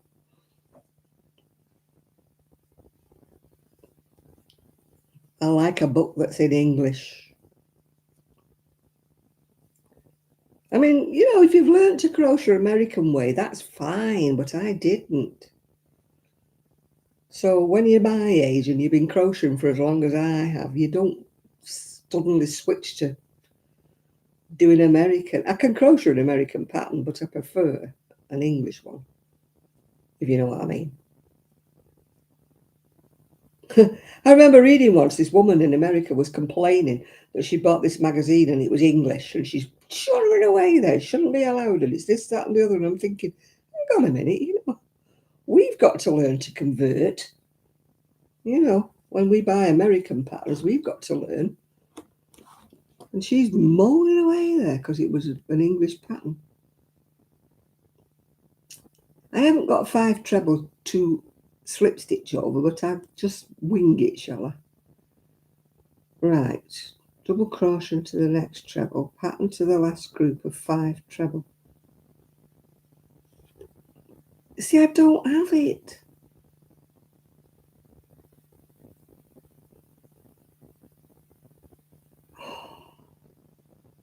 Oh, I'm going to wing it.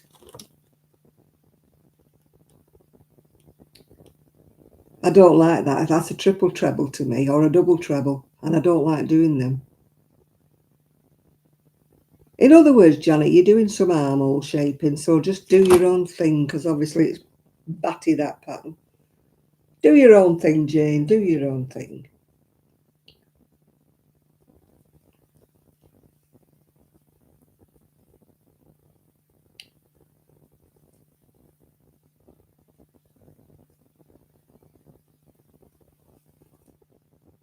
Yeah, but when, like you say, I've grown up with English crocheting, so I can crochet an American pattern, but I have to remember, because if I'm not concentrating and I see a double crochet, I do an English double crochet. And then I'm thinking, that's not looking right. Yeah, that's looking a bit wrong. Well, it got, just got me. This woman was having a right rant, because she'd bought this, I don't know, it was Simply Crochet magazine or whatever it was, and she was having a right rant because it was in, because it was in English. She more or less saying it shouldn't be, it shouldn't be, it should be this, it should be that, and I'm like, hang on a minute, love, hang on a minute, which came first, chicken or the egg, who's right, who's wrong, whose terms were first.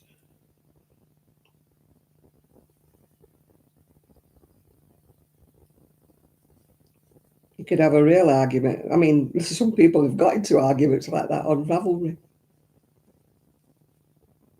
Saying that their way was the only way and it was the right way, and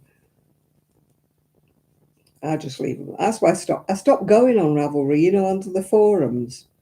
I stopped going on because, oh God, they get some right irate conversations going on there, but this is wrong, and all that, and they get absolutely snotty about it. I thought, oh, they kept having a go at me, for using acrylic. I thought, I'll use what I want, thank you very much. Stop being holier than thou and telling me I should be having wool. One woman said to me, if you can't afford pure wool, surely it would be better to save up and make one garment a year in decent wool than all the ones that you crochet in cheap acrylic nasty landfill stuff. I thought I nearly dragged her through the computer screen and dotted her one. I thought, how dare you?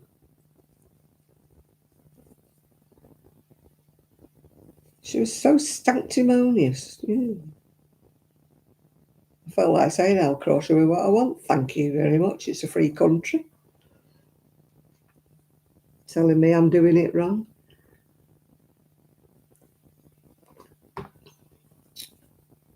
And then she said to me, you crochet some beautiful baby crocheting. She said, but you use such icky yarn. Excuse me.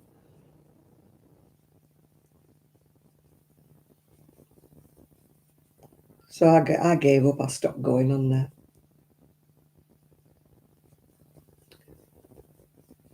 And then all the people who kept asking me for photocopies and free patterns and stuff. I can't afford to buy that book. I said, well, I had to buy it. So, sorry, mate. I'm not photocopying it for you because it's copyright. Oh, I got into some right rows on there. I can't wear wool, Jane. I'm not being funny, but it makes me itch. People are like, oh, merino won't. If it comes off an animal, it makes me itch. Yeah. I don't care if it's merino, alpaca. I itch. It's nothing to do with affording it or anything like that. It just makes me itch. And I'm not going to make myself a sweater and stand there all night long. You watch the Copenhagen knitting fair. Yeah, everybody knits over there. They knit everywhere, don't they? I can wear wool on my feet. I can do knitted socks in wool. I can't do long socks though, because if they go up my leg, they make me itch. If they're down on my ankle, I'm all right. But even woolly gloves make me hands itch after a while, and I certainly can't wear a woolly hat. I look like I've got lice on.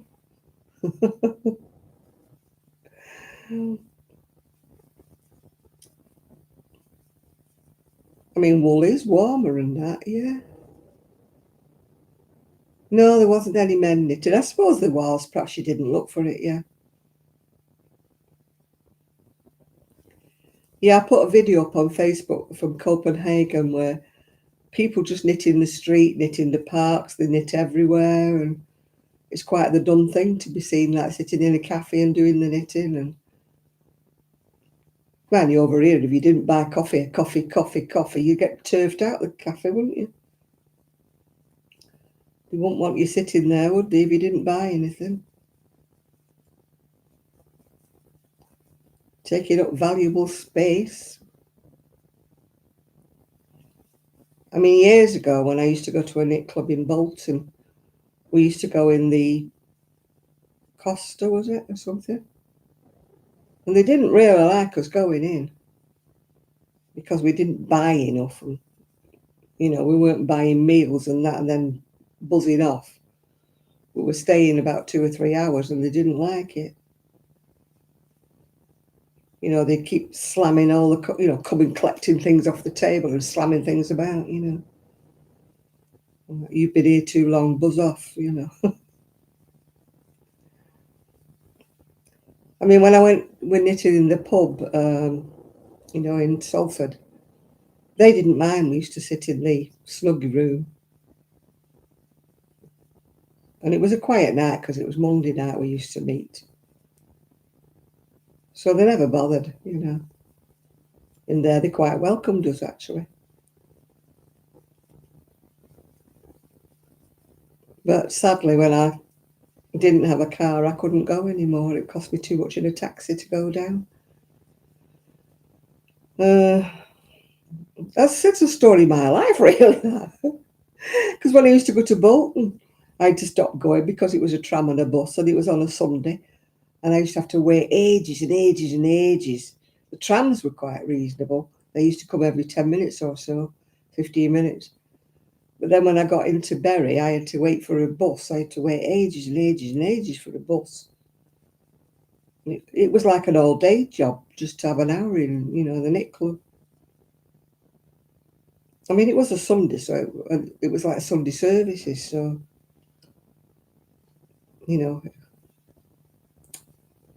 so I had to stop going there.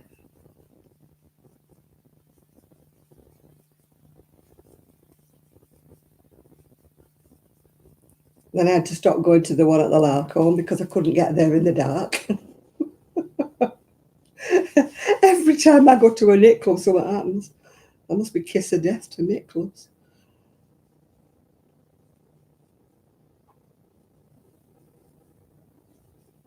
I always said if I won the lottery, I'd like a house with a great big kind of a garage or a barn or something where I could make a big craft room and there'd be enough room for people to come. There'd be knitting machines, sewing machines, and enough room for everybody to come and like have a sit and a natter and a cup of coffee or whatever, and there wouldn't be any time restrictions, like hurry up and go, yeah. Yeah, it would be nice that, wouldn't it? You could invite like-minded people to come, and it'll never happen, of course, because I only ever win a lucky dip, or as I call them, an unlucky dip, because my lucky dips never win anything. So they're not lucky dips, really, are they? Yeah, I've never lived in a house big enough, to have a room that would fit more than about two people in it. I watch a lady called Moan. It's called M Days. She lives in Israel, and she has people coming over to her house. Well, She lives in a flat, I think. And she has this knit club on a Monday where her friends all come. But she's got this massive, massive room. And huge, huge table. You know, they all sit around this massive table.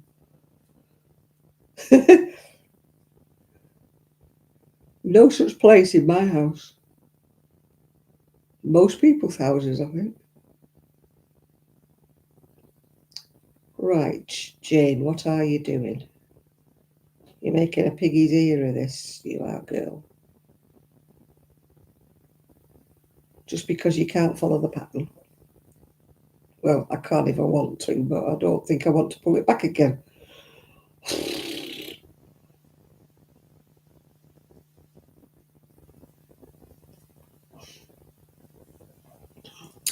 Tra-la-la-la.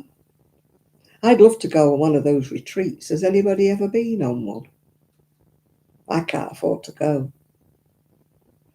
I don't want to go on that lay family yarn one where they learn to dye things. That's not my thing. I'm not bothered about learning how to dye something. But I'd love to go on one of those retreats, but they're so expensive.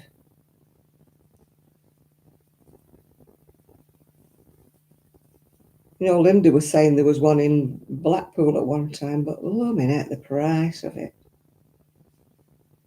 Man, I wouldn't want to go to Blackpool because I live right next to it, so that would be a waste of taste, space and time, wouldn't it?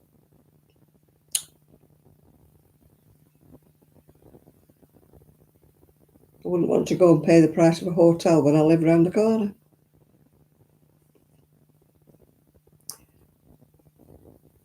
"24 Carat Crochet" and Cam Cab, she was called, as well.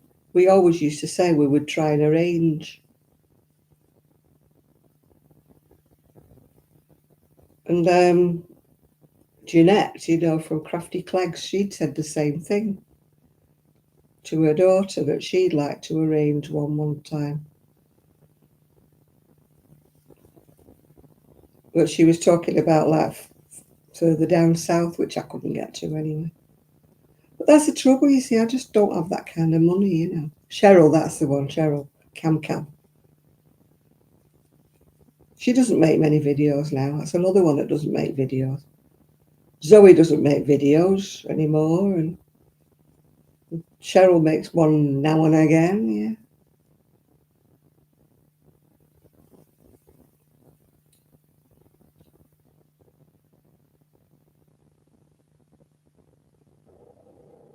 I went to a machine knitting course for brother once down in London. That was a weekend one. It was a friend of mine who was a machine knitting instructor. No, Blue Cherub's not been on for a bit, has she? And that other girl, what she called Lulu, she's just made a video because she's had trouble with her hands. She'd not like carpal tunnel stuff. She's not been crocheting, so she's not had one yet. No, this was a machine knitting for instructors. And a friend of mine was an instructor, and she knew I dabbled a lot in the knitting machine. And one of the girls who'd paid for all the course couldn't go, and there was no refund.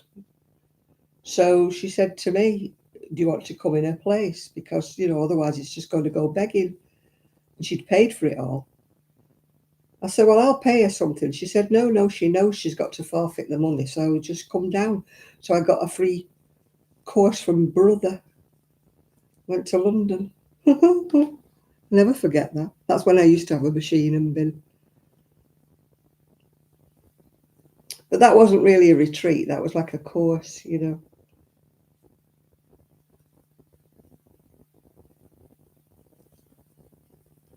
Yeah, I've not really been on anything. I've only ever been on like local knit clubs. I've never been on anything. We went once to Countess Blaze. Cheryl came up for that. There was Cheryl and Zoe, and then there was Kelly was there. Sue, you know, that lives in Scotland now. Sue was there. That was quite a nice meeting. There was about 8 of us actually met up in Manchester.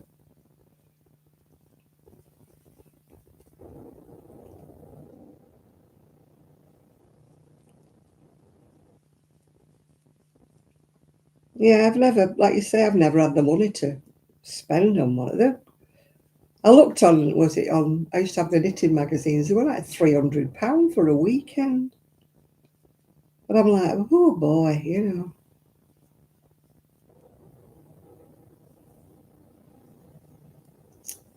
Yeah, night school classes and things like that have all gone now, haven't they? I remember when I retired at 60, thinking, I'm going to go to all these different classes, you know, night school classes. I'm going to learn how to dressmake. I'm going to do this, that, and the other. And as I retired, they stopped funding it. Yeah. Yeah, Blue Cherub. She's not been on for a few weeks, has she? Quite a few weeks, actually, yeah. Because she used to do craft fairs, didn't she? At schools and things. Because Lulu, well, she's not called Lulu, she's called, oh God, I can't remember her name, but it's called Lulu Knits, isn't it? She does school things, you know, and craft fairs.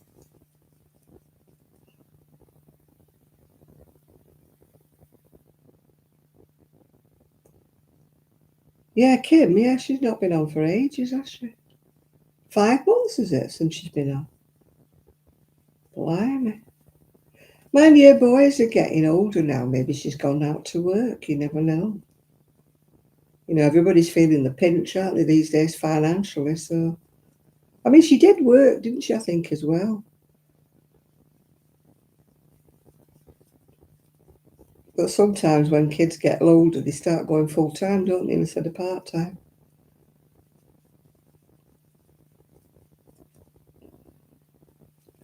I mean, I don't think I made any videos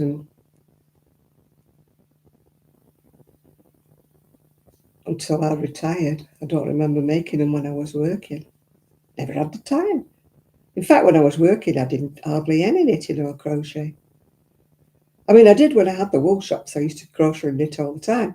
But then I had a gap when I was working at the, you know, the um, when I was working at the job centre because I never wore any of my crocheting or knitting. I wore a crocheted waistcoat one time, and this blooming girl I worked with, she said, "Oh, you're wearing your nan's tablecloth." Cheeky bee.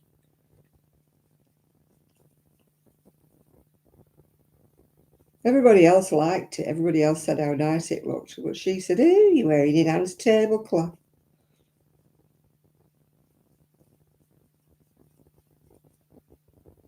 Funnily enough, when she was expecting her baby, she said, "Will you knit me something?" I thought, you can go and tittle off. I'm not making you out. She says, "You knit and crochet, don't you? Will you make me something for the baby?" I thought, you'll wait a long while after being nasty to me about my waistcoat.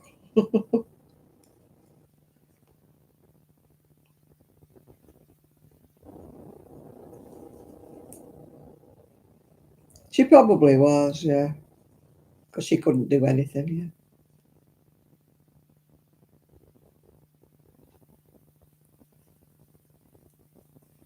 That's if she reads her comments. YouTube is funny. Sometimes I see the comments, and other times they're not there. I look. Sometimes I get a message saying somebody's left you a comment, and I go to my video and it's not there. And I'm like, well, where's it gone? And then ages afterwards, I'll look again and there's the comment. But it's so sometimes I think people must think I'm awful because I don't answer the comments. But, you know, it's just, they just disappear.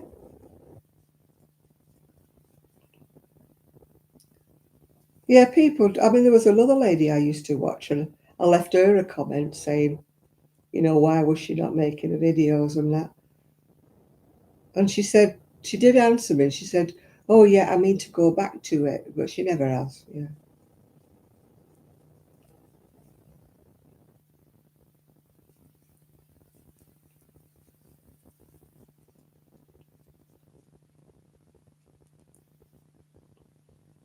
I suppose you don't say, because I mean, I never when I went off when I was moving and everything, and nobody knew I was moving because I didn't tell everybody I was moving, and I didn't put any videos out for quite a while. Yeah, I bet people wondered where the heck I was. Yeah, I just kept saying I had internet issues, which I did because I didn't have an internet because I'd moved, but you didn't know I'd moved.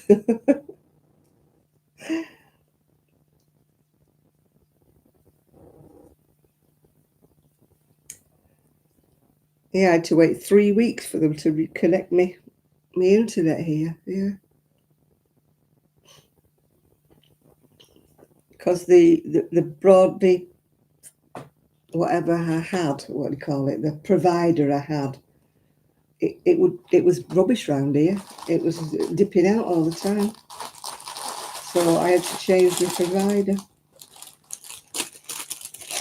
So when I cancelled it, when I said I wasn't paying for it anymore, cancelled it, I had to wait 3 weeks for them to come and do the new one.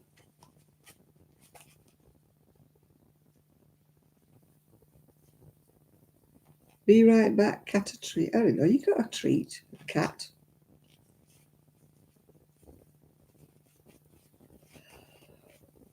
Ooh. Yeah, well, I couldn't really say I was moving because, I mean, the first house I was moving to, it all fell through. So I should have moved in the November. And then the guy I was buying the house off, he died suddenly without leaving a will or anything, and it just all fell through. So it's a good job I hadn't told anybody I was moving because I didn't in the end. But I'd packed everything up and everybody kept saying, why is your cupboard empty behind you? I kept saying, oh, I'm rearranging. I thought, I'm not saying anything.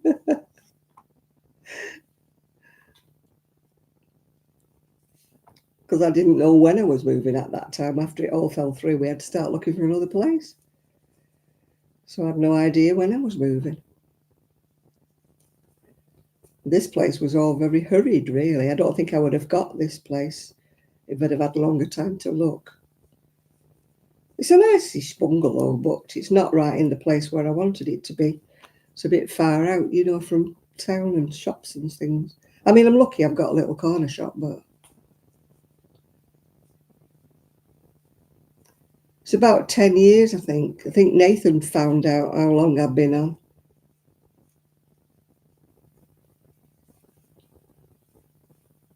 It's either 10 or 11 years I've been doing it.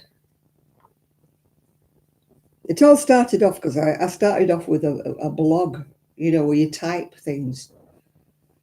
That's what I started off as. And then I got fed up of typing every week and putting pictures up every week. And I thought, oh, this is getting on my nerves, this. So when I started doing a YouTube, it was just for myself, really. I thought I could just document, I don't even know if my blog's still there now. It's probably disappeared into the midst of time. If you don't use them, I think they wipe them off. And I just started doing it for myself. So I was quite amazed when I got followers, Like, hey, what's going on here? I never get any more followers. My channel never grows. I'm not one of these people who says, hey, I've got 15,000 followers. That will never happen. Or, oh, my channel has grown. If I get 3 new followers in a week, then the week after I'll lose 4. My channel stays the same. It just yo-yos up and down. It's been 7,500 for about 5 years. I think it's 7.6 now. So that's how little I've grown in the last 5 years. I guess I'm not everybody's cup of tea. But I certainly don't get paid, so.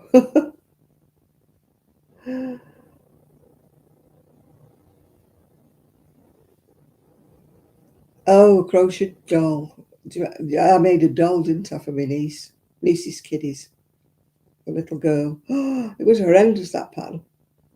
In actual fact, we were talking about Lulu. She called. I don't know what her name is. I've forgotten. I said we did a Secret Santa, and I sent her that pattern because I knew I'd never use it again. I do quite well with thumbs up on my lives.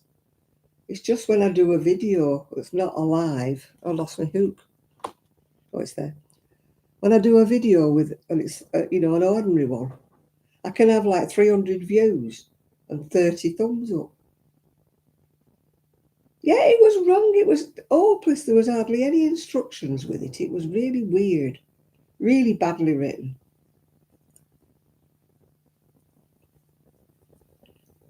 9th of the 10th, 2011. Ooh. See, I've gone past an anniversary and I didn't know. I'm not one of those people who, you see people who say, this is my 753rd video. And I'm like, I've lost count. I don't even know. I can't tell you when I started it. I should write that down. But I never do. I rely on Nathan to tell me every time when I started. I keep forgetting to ring Sue. Well, she keeps forgetting to ring me, so yeah. I hope we don't drift apart because it's sad. We were such good friends. It's not that we want to drift apart. I think it's just either of us is a bit busy and we forget. I mean, I could have rung her. I usually used to ring her on a Saturday because she works, you see, Monday to Friday. She works. So I never used to catch her in. So I used to ring her Saturday or Sunday. And then I was cleaning today and completely went out of my head, yeah. The land of Nod is calling you. Well, at least you stayed with us today. You didn't get your phone call. She normally has a friend who phones her up. He must be busy tonight. He's not rung you. Either that or he's fallen asleep.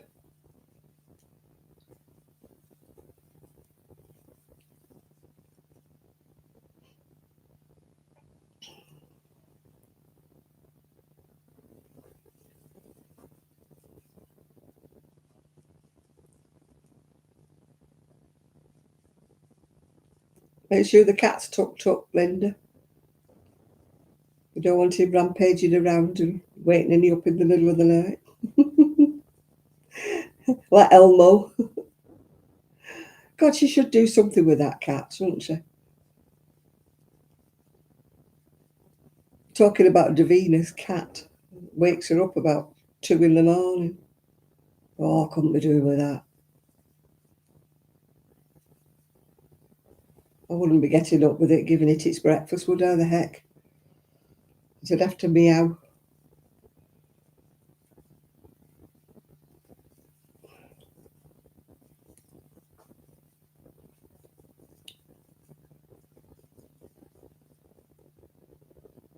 My cats were pretty good. They didn't wake me up. They wake me up about 7 o'clock. But they didn't usually wake me up until they heard the alarm. And then if I didn't wake up when the alarm went off, they come and pounced all over me.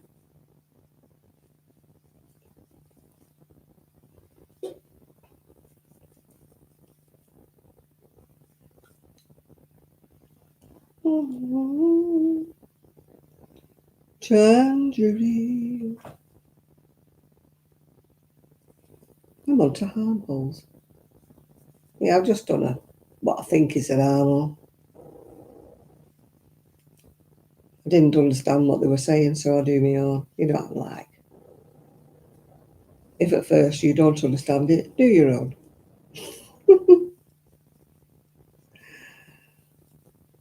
I do better when I do my own, actually, yeah. It's just I thought, well, I've done this one before and it turned out all right. So, but it's a long, long time since I did it. So obviously I've got brain fading in between. Because it must have made sense to me the first time I did it. And that didn't make any sense at all to me.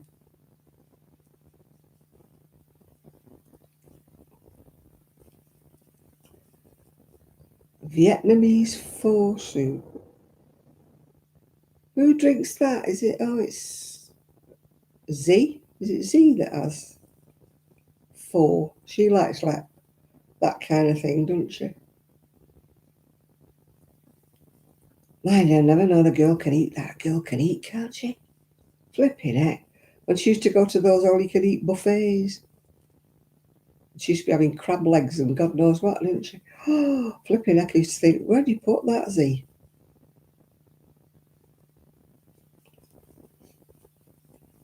I'd be an all-you-can-eat buffet owner's dream because after one plateful I'd be full.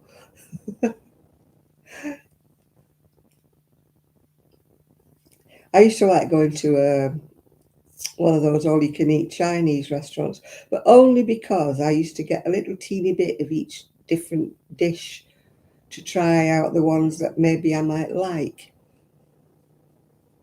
But I went in one time and there was this couple there, and they could have been on my £600 life. And you should have seen the plates. And they went back a few times. They were like pigs. So no wonder you're big. I was there with my little bits on my plate. But I liked it like that, just a little bit of different dishes. I mean, yes, I went back to the buffet table quite a lot of times, but only to get little bits, yeah.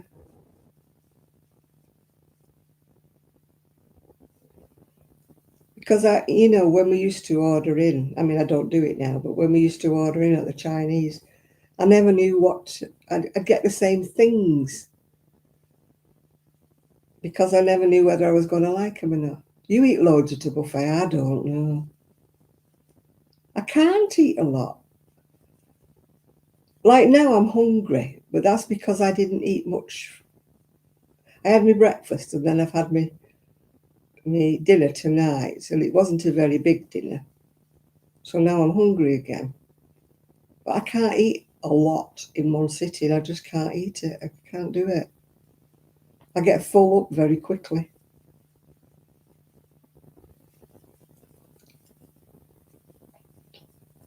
My son can eat a lot at one sitting, but I can't.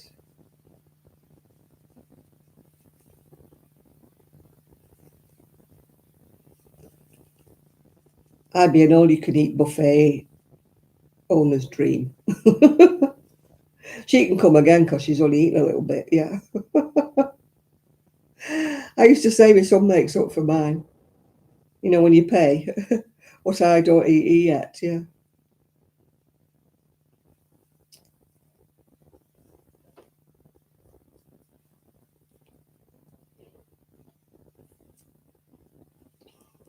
Tra-la-la-la-la-la-la.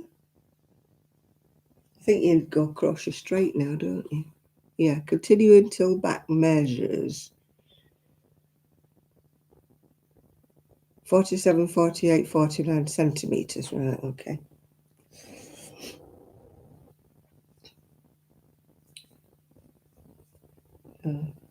I think I'm more of a graze eater. I don't mean I graze all day long, but I just eat maybe usually every 2 or 3 hours. I'll eat a small amount, yeah. But because I was cleaning today, I completely forgot about lunch. So, so that's why I'm hungry now, because I've only had 2 meals instead of my usual 3. I clean my earrings, my cleaning cum. That's the only jewellery I've got. I bought a jewellery cleaner and all I own is earrings. I've got loads of junk jewellery, but nothing gold or anything, to clean. I used to have loads because I used to have rings. I used to have my engagement ring, my wedding ring.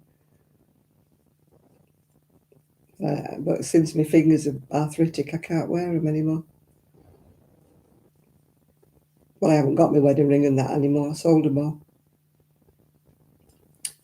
No point in them sitting there. All they were doing were gathering dust, you know, because I couldn't wear them. They wouldn't fit on my fingers, so there's no point. So I haven't got any rings.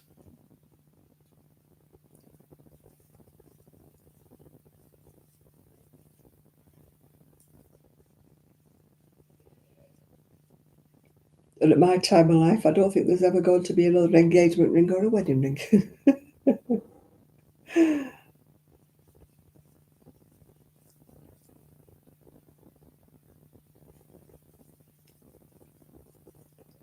It's difficult though when you've got arthritic knuckles, though, because by the time you get a ring over your knuckle, it spins round on your finger.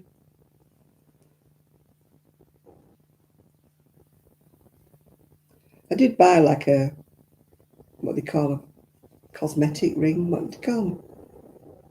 Costume jewellery. I did buy a ring once, but I didn't wear it. I don't know where it is now. I think I gave it away or put it in the charity shop or something.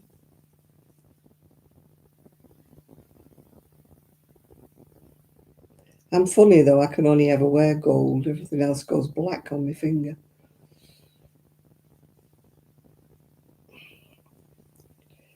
And I'm not about to go buy myself a gold ring anytime soon.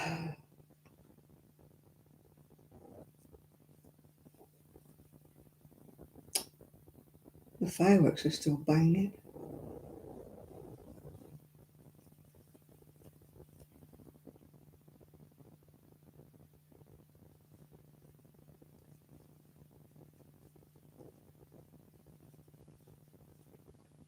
Can't remember when I last went to a buffet. I think it was my cousin's 80th.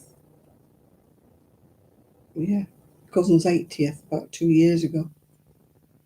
I think that's the last time I went to any kind of a buffet.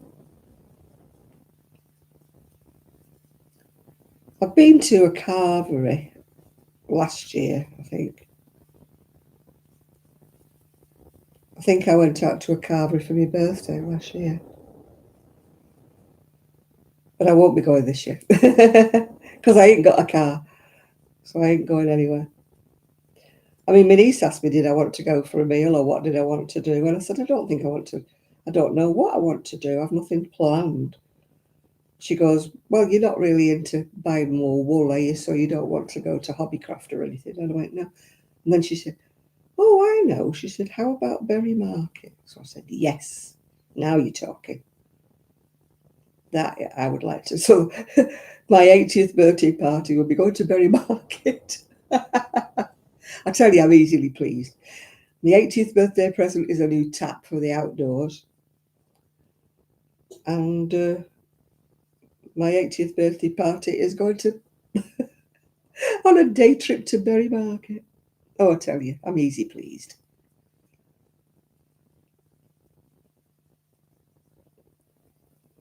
I'll probably go out with me friends that I normally go to brunch with. I'll probably go out with them.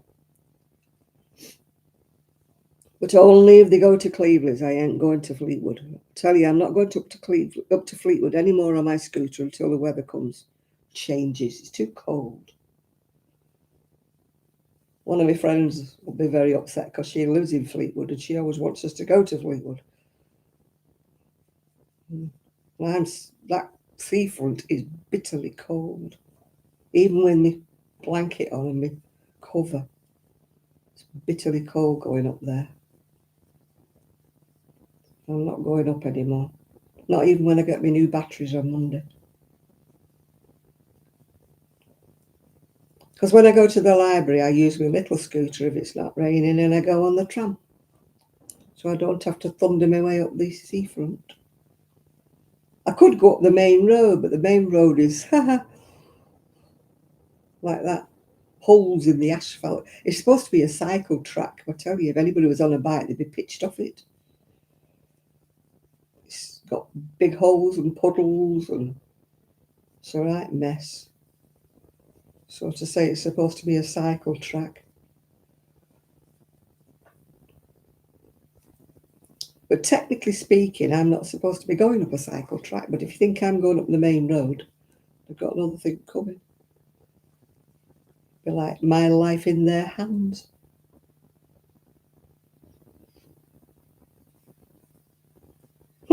I saw the other day there was a mobility scooter on the motorway. What idiot thought he could go on a motorway? I wouldn't want to go on a motorway.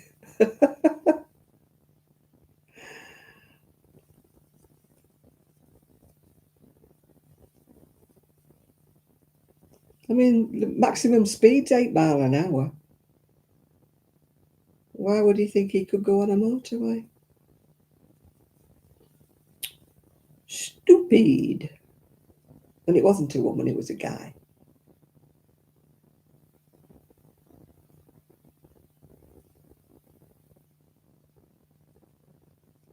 Well, it's not as if he could go on it by accident, because you know when you're on a slip road, don't you?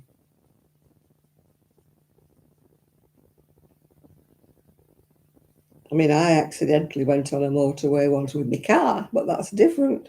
I'm like, oh, slip road. I got off at the next junction because I didn't want to be on it. I took the wrong turning on a roundabout. Finished up going down the motorway slipway. You can't turn around, can you? You've got to keep going. You know, you committed yourself. So I'm like, I don't want to be on here. So as I say, I have to get off at the next roundabout. Luckily, there was one not farther along.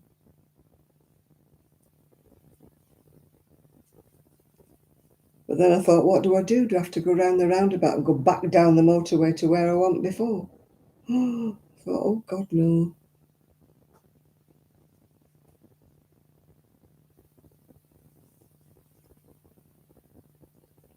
I'd never be any good in America with them 5-lane highways or whatever they are. I struggle with 3. Or I used to, I don't drive anymore now. Look how short it looks. But it'll drop when it's blocked, it'll drop right down when it'll block it. Yeah.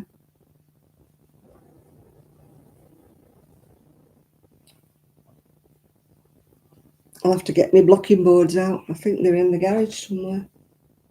I haven't got a table to block on, that's a problem.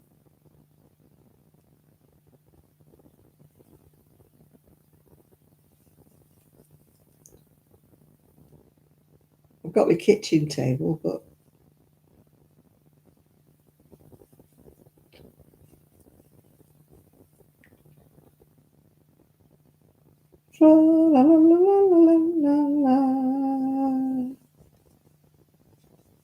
wonder if I will finish it in time for my birthday. I might do. I'll stick at it.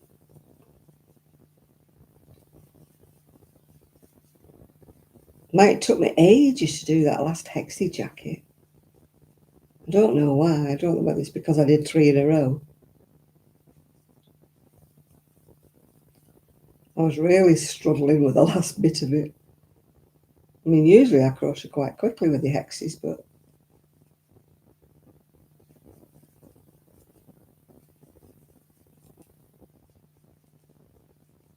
sewed my buttons on the purple one.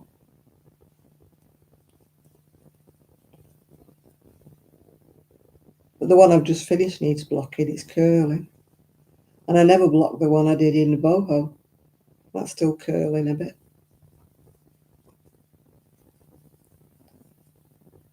It makes such a difference. People say, oh, I never block mine. But it does make such a difference. But I don't like steam blocking. Like Amora steam blocked that long coat, didn't she? She steamed it a bit too much. I'm always frightened of over steaming it, and nothing worse than acrylic when you over steam it or over iron it and it goes all the nature goes out of it. It goes like plastic.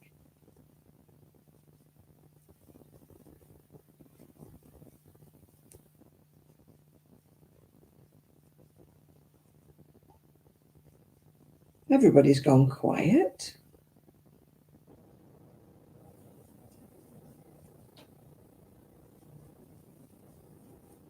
Another half hour and I'll be having some supper and going to bed in my nice clean bed. I've changed my bed. And this set of bedding's got a Winceyette sheet. Ooh. I need to buy more. Those brushed like Winceyette sheets. They're much warmer for the winter.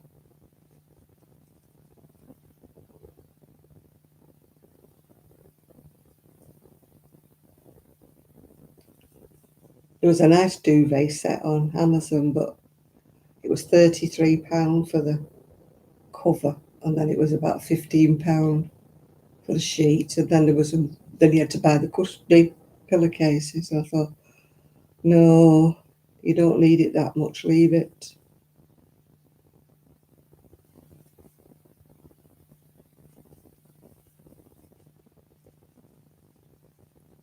It would have been nice though, because it was brushed. Even the duvet cover was like brushed cotton. Would have been nice and warm, wouldn't it? Nice and cozy.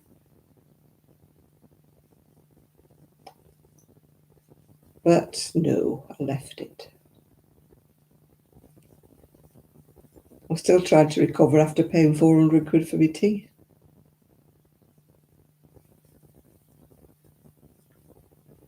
That made a bit of a dent.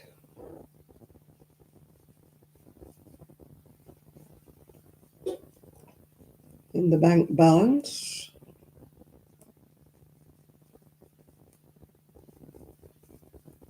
Never mind, I'm not going to win the lottery tonight either, so. Oh dear. I might win another unlucky dip if I'm unlucky enough. You have to laugh, don't you? You have to keep trying though, don't you? As my dad used to say, you've got to be in it to win it. If I win, I usually win about a fiver or a tenner. But usually I just win a lucky dip. I think I won about £30–40 a bit ago. But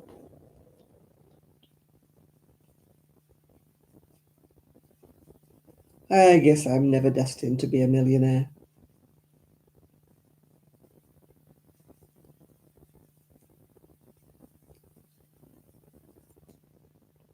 Would I be happy if I was a millionaire? Yes, I would, yes. I could go on a retreat. Go on a cruise, get a passport, go on a cruise. Get taxis everywhere instead of battling my way up the seafront in the cold. Oh, gosh. Yeah, it wouldn't change me at all. Ha ha. It would change me a lot. Get a taxi to the osteopath, get my neck cricked out. Oh, whoa.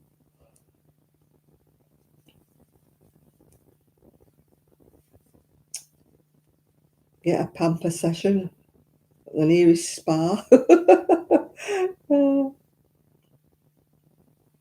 I'll be saying, sorry folks, not doing a Saturday live, I'm at the spa. I'm having a spa weekend. I'm being wined and dined.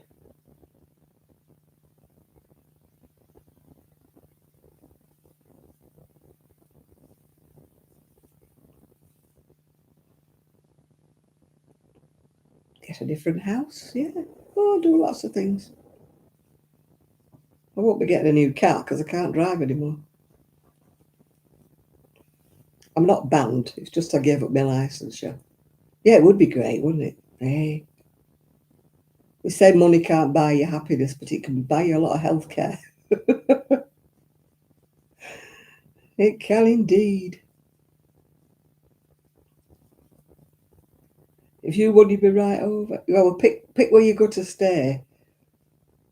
Go to the Cotswolds where Moran went. It's nice there. I don't think they have any of the boat people there.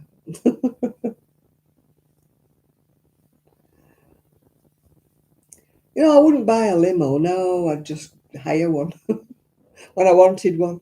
I'm not having a limo just standing outside my drive all when I don't want one, and a chauffeur when I don't want one. I'd just hire one by the day.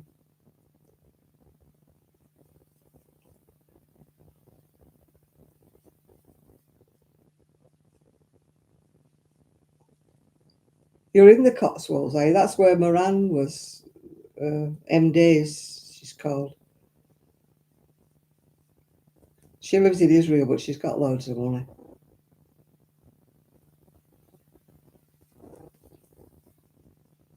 She went to the Lake. She's putting another video up in the Lake District as well, Chris.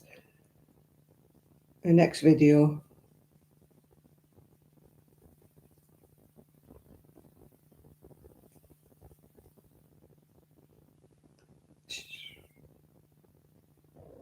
Oh, she went to go potty, did she? Right. We're talking about Christine the dog, by the way, not Jane. Jane didn't go potty. Well, she might have done, but I don't know. She is talking about Christine the dog.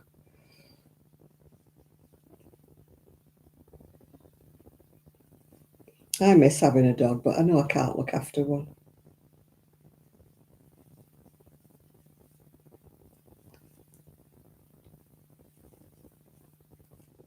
I could get a cat, but I don't think they're not the same. They're all right cats, but they sort of walk alone. You know, they've not got the same personality as a dog has. I mean, I've had cats, don't get me wrong, because when I was working, I couldn't have a dog because it would have been on its own all day long.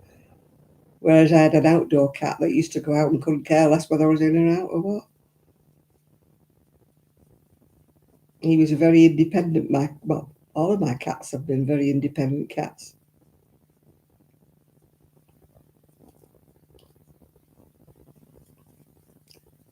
I'm the kind of woman that used to get adopted by the local cats. They used to all come to my house. I was like the cat woman.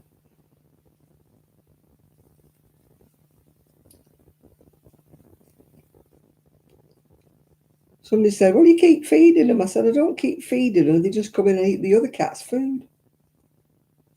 You know, you leave biscuits down for the cat. And I used to always have my patio door open, so I'd get anybody's cat used to come wandering in. Oh, it's free food here. It's like a buffet. Well, I'll go round to 28. She's always got food there in a bowl. But they not only used to eat the food, they used to go to bed. I used to find strange cats on the bed upstairs. Hello, where did you come in? Stretched out in the sunshine.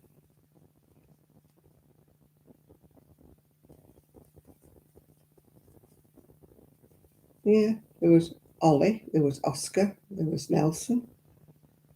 There was a Siamese that used to come in as well. Seal Point, that was a bonny cat, that. I think it belonged to Joan down the road, but I wasn't quite sure. And then next door was Bimbo. That was a Persian cat, Bimbo. It's a street of cats where I used to live before. People had dogs, but nearly everybody had a cat.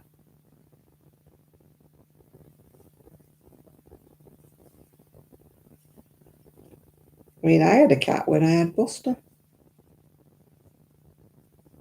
They got on. I won't say they were best of friends, but they got on.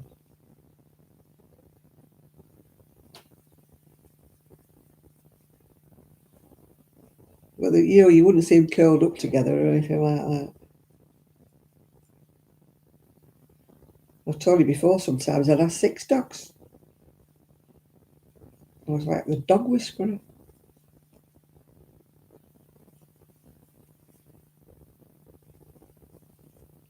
Would it be 6 dogs? No, 5 dogs. Ian's 2. I had 2. No, next door's 2. There was 6 dogs, yeah.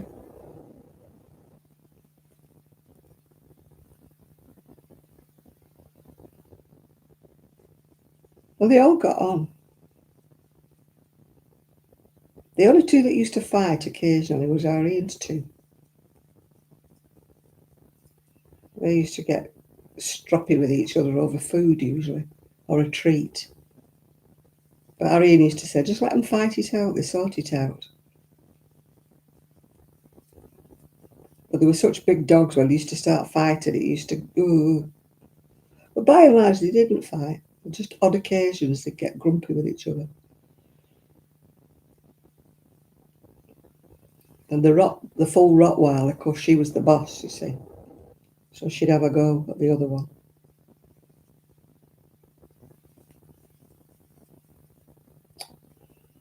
But most of the time they didn't fight.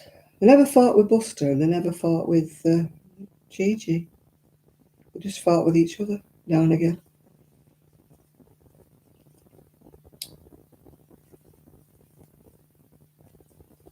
Tra-la-la-la-la. Another 20 minutes to the witching hour. Woo-wee. I'm hungry. I need to eat something. It's bad to eat something before you go to bed as well. Naughty. Because with having hiatus hernia, I shouldn't eat and then go to bed. I shouldn't lie down after I've eaten. But I'm not staying up all night just because I've eaten something. It's grown. It looks short, but it's going to block down. It's that kind of pattern, if you look at it. It's going to block right down.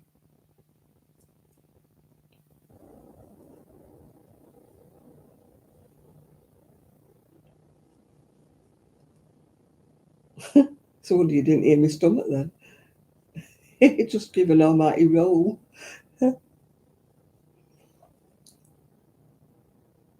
I lay in bed the other night and I thought, what's that noise? What's that noise? Somebody in the house, what's that noise? And then I realised it was my stomach. Absolutely howling it was. But I was just dozing off like that. For all the world sounded like somebody was in the house.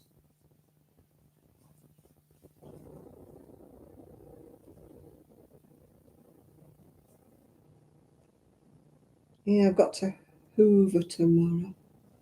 I really need to clean the windows, but ain't gonna happen. That was my stomach again. Somebody said I should try one of those Karchers that they call Karchers, window cleaner thing.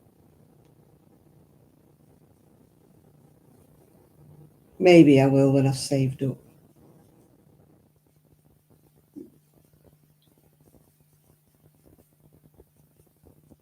Maybe I should do a begging video. Please buy me a Karcher. I want to clean my windows.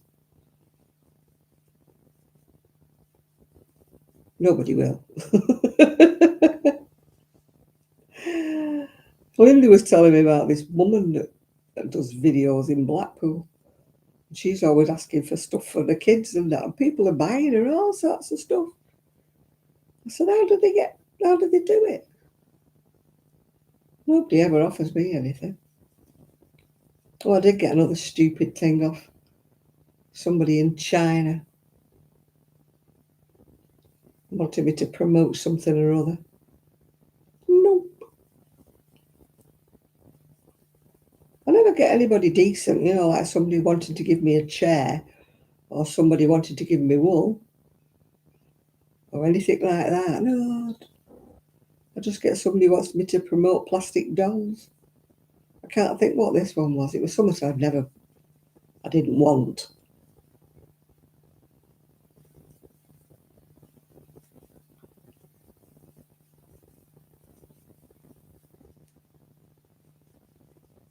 They're not going to give me a year's supply of dog food and cat food, are they? Because I don't have an animal. They could offer me a year's supply of frozen food or something like that. I could advertise that and say how wonderful it is. Or they could send me a new camera. Yeah. A facelift. A holiday. Something useful.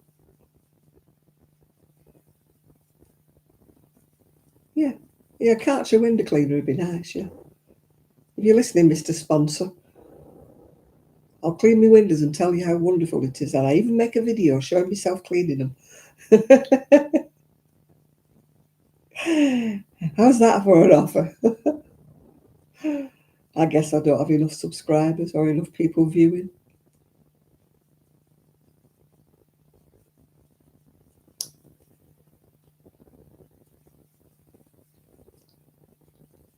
They want to have the maximum people, don't they? Yeah, I've got pride. I don't beg. I wouldn't mind being sponsored. I'm not begging off people, normal people, if you know what I mean, Jane. People who be subscribers, I'm not begging off them. But if anybody like wanted to give me one of them rocking chairs, like other people have got, I wouldn't say no to that. That's a company, a company doing something. If it was something I wanted, yeah, I'd sponsor it, yeah.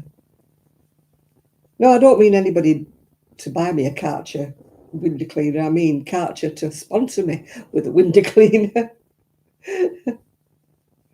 But they're not going to do that, are they?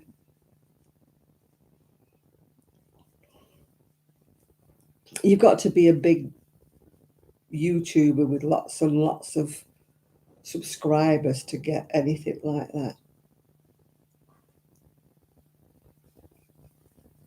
Even to get adverts, put on your videos. Yeah, to attract the bigger sort of adverts that pay well, you've got to be a bigger subscriber. I might get adverts, but my adverts might only pay me a penny or something, because I don't get the big people, advertising. Never mind. I've waited 10 years to be an overnight sensation, yeah. Yeah, a spa, a crew, yeah. Cruise, handyman.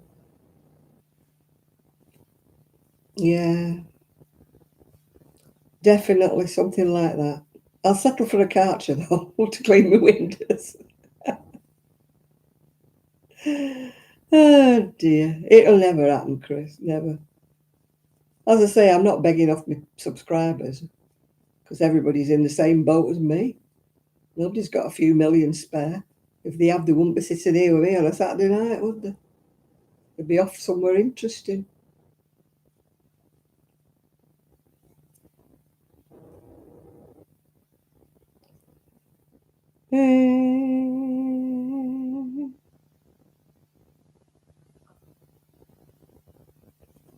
Oh.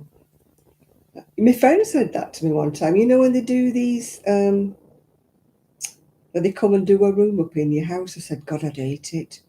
I'd get somebody like Lawrence Llewellyn Bowen and he'd paint everything black or something, Every time I've seen anybody do the houses up on them programs, I've always hated them. Can you imagine if I came home and they'd painted my house beige and given me a beige sofa? Oh, God, no. I'd cry.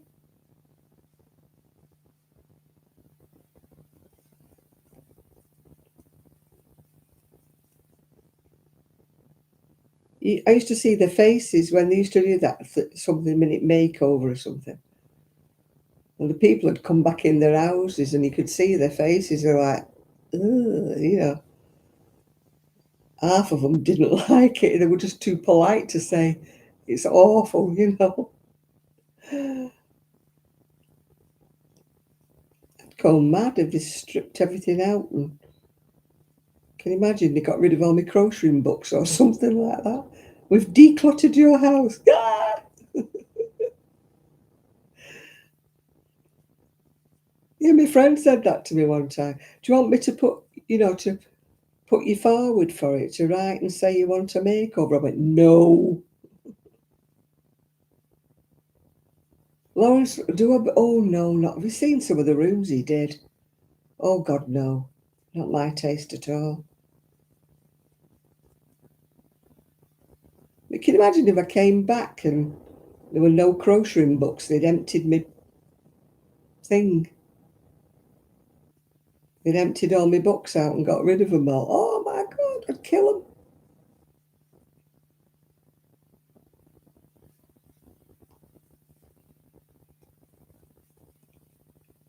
No, I'd want an interior designer to do what I wanted, yeah? I'd love it to be, an interior designer to come and do the house, but only. Hi, Lydia. You've been shopping again because I'm going off in 10 minutes. Yeah, if I could tell an interior designer, what my style was, yeah, and they would come and do it, yeah. But I wouldn't want one just doing it to their taste, if you're with me, what they think I want when they don't know me at all, yeah.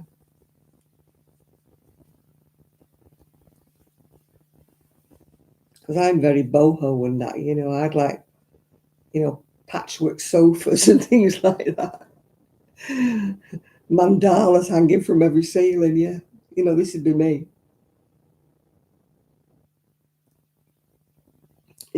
If they gave me a grey sofa, I'd cry.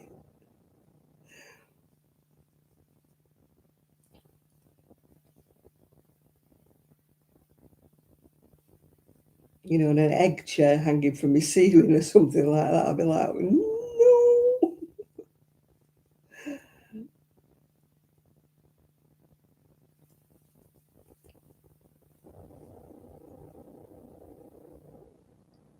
Oh, art books are all right to browse, aren't they? Like coffee table books or something.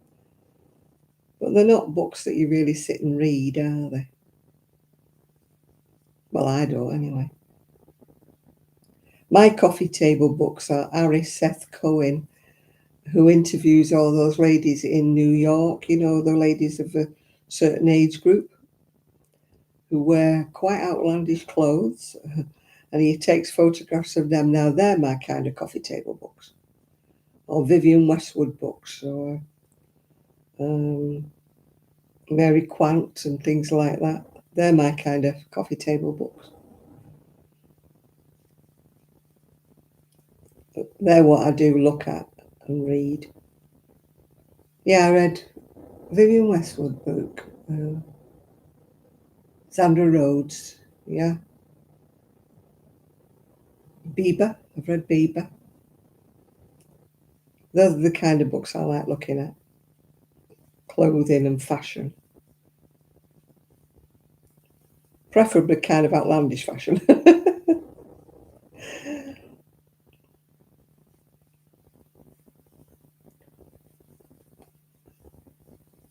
I can sit and look at those all the time, yeah.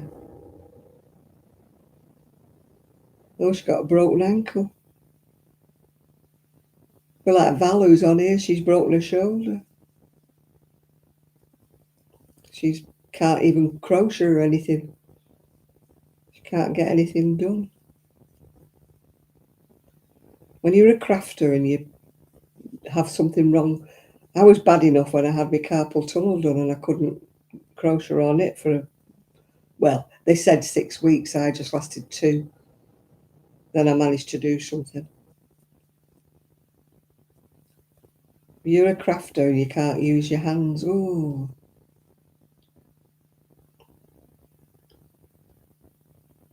well, that Lulu that's just made a video, she's called Lulu Knits.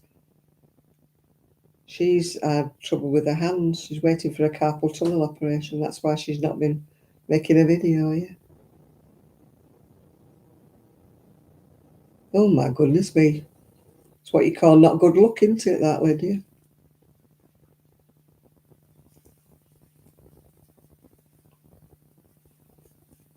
I'm crocheting purple. Oh, 5 more minutes and then I'm going to get some supper. Because I'm hungry.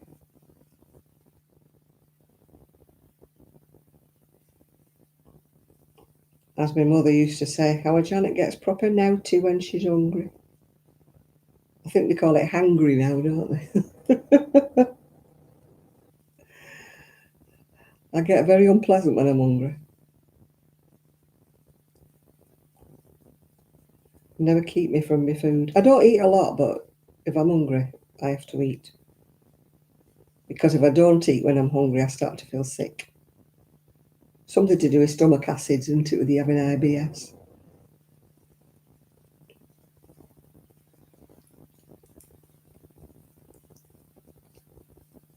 I don't know what I've got. I've got a ciabatta, actually. Ciabatta roll.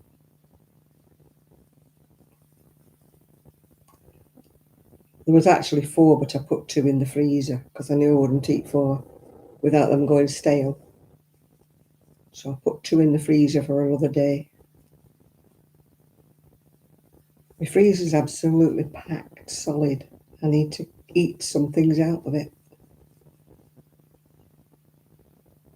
Especially if I'm going to Berry Market, because I'll come back loaded up with fish. Because there's nowhere that buys cheap fish around here at all. You would think so, wouldn't you, being near Fleetwood? But Berry Market is brilliant for fish.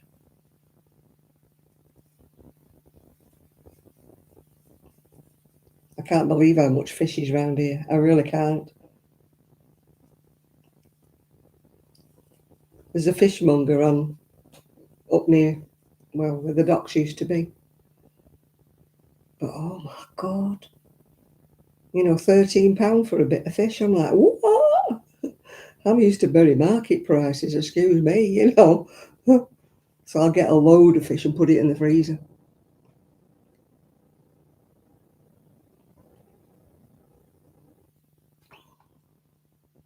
Because I don't like frozen fish. I'll freeze fresh fish, if you're with me. But I don't like buying commercially frozen fish because it doesn't really taste of fish at all. Yep, I'll get some fishy wishy and cut it up into small portions and put them in the freezer. Looking forward to doing that. And they have really cheap chicken drumsticks and stuff on Berry Market.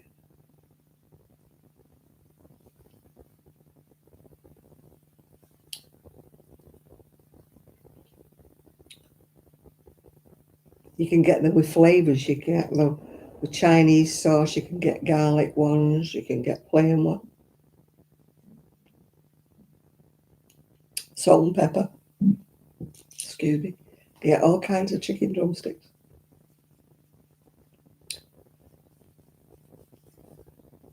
You don't see them over here.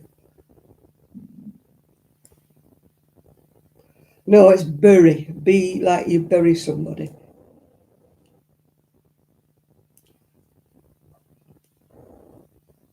Brilliant market. Best market in Britain.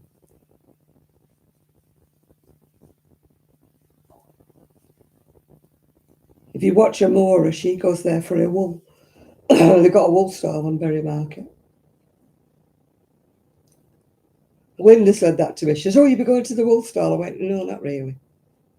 I've got enough. I'm not saying I won't look, but I won't be rushing to buy anything. I'm going for the vegetable stalls are brilliant. Such fresh veg. I'll be getting vegetables, fruit, cheese. I might even get black puddings.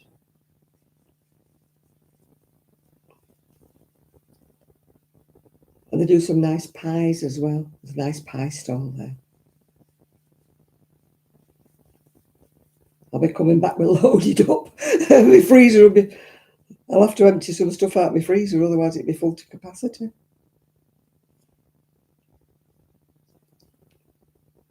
I'll have to start eating out of it between now and going away, going to Berry Market. Yeah, my niece is taking me. She asked me where I wanted to go for my birthday treat. She said, did I want to go here, there, and everywhere? And I said, no, I don't really want to go anywhere. And then she said, do you want to go to Berry Market? Well, yes, I do.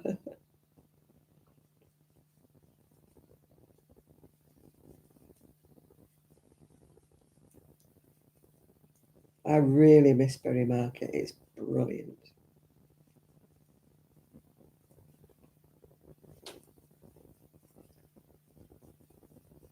I'll have to take my little scooter though, because I can't go round and round without it. Oh, my niece, oh God, she's the best, yeah. She is. She's like a daughter to me, really. I mean, she's got her own mum. She's got enough problems with her own mum, but her mum's in London, so she doesn't see her now as much as she used to.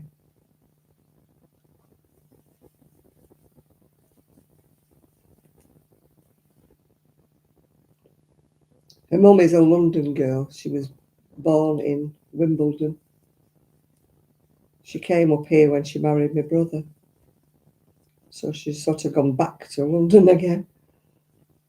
But her youngest daughter lives in London and her best friend lives in London, so she's not on her own. My niece goes down a lot. My other, my elder niece goes down an awful lot to see the family, obviously.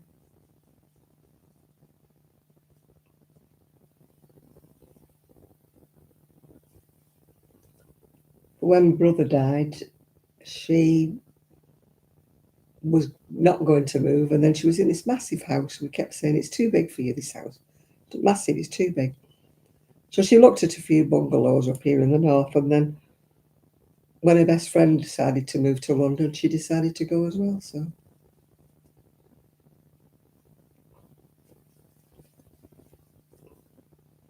So she's quite happy down there again.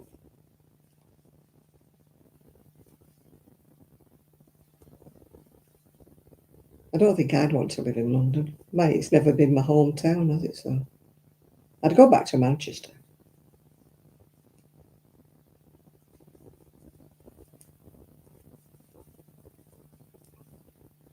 But living by the sea and by the coast is not all it's cracked up to be. It's all right in the summer.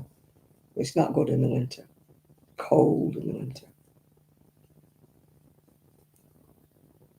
I'm a city girl, I've decided. I'm not a seaside town girl at all. You're off to bed, are you, Val? Yeah, I'm off to bed as well. It's midnight. I'm going to finish this row and I'm going to say good night to everybody. I've done quite a bit tonight, Val. Done quite a bit. It'll block down a lot, so it'll be a lot longer when it's blocked. It's looking a bit short and fat at the moment, which is a bit like me. I'm short and fat. Even fatter when I've eaten my supper. So I hope you all have a nice Sunday and you've got something nice planned for tomorrow. I've got the hoovering to do. I've only got my lounge to do. I've done everything else. Well, except for the windows. Oh dear. Never mind.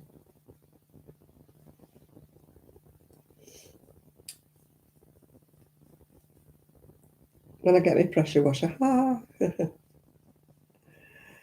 Thanks. Right, Chris, I've done. That's how much I've done. I've done quite a bit tonight. I've done from where that knot is. There's a knot somewhere.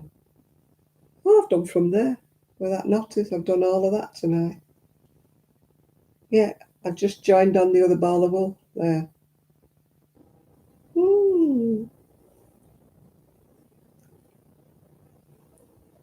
It doesn't matter, Lydia. It's just that you miss out, dear. But never mind. Right, I'm going to go now. I'm going to go to beddy bows. Put my purple crochet down. And put my pattern away. Right. So good night, everybody. Thank you very much for your company. Thank you for all my thumbs up. And I will maybe see you in the week. You never know, because I've got more into the habit. Since I've started using this camera on here, it's easier for me than trying to faff about with the other camera. I know the other camera I could move about the house, I could do different places, but it's much more easier for me to sit here and do a video. So now I've got more back in the habit, except I need to tidy up. Look at that mess behind me there. Obviously, I haven't tidied up. And it's easier for me to do my videos here in the kitchen. So you never know, you might get more videos. You never know, you're looking a raffle. I'm not doing, what do you call it, vlog November, vlogember. I'm not doing that. I'm not doing one every day because I know I won't do it. So you just might get more of it. I thought, well, I'll do more because it's my birthday month. I'll do more. Because everybody else does vlogember, don't they? Everybody else does the December one. So I thought, when you do the December one, you're competing against everybody else, aren't you, when you do it then? So I thought, no, I'll be different. Nobody does November. I'll do November. But not every day. I can't be doing every day. Okay, so thank you very much for your company, and I'm going to go and have some supper now. So night, night, bye-bye. Don't let the bed bugs bite. Bye.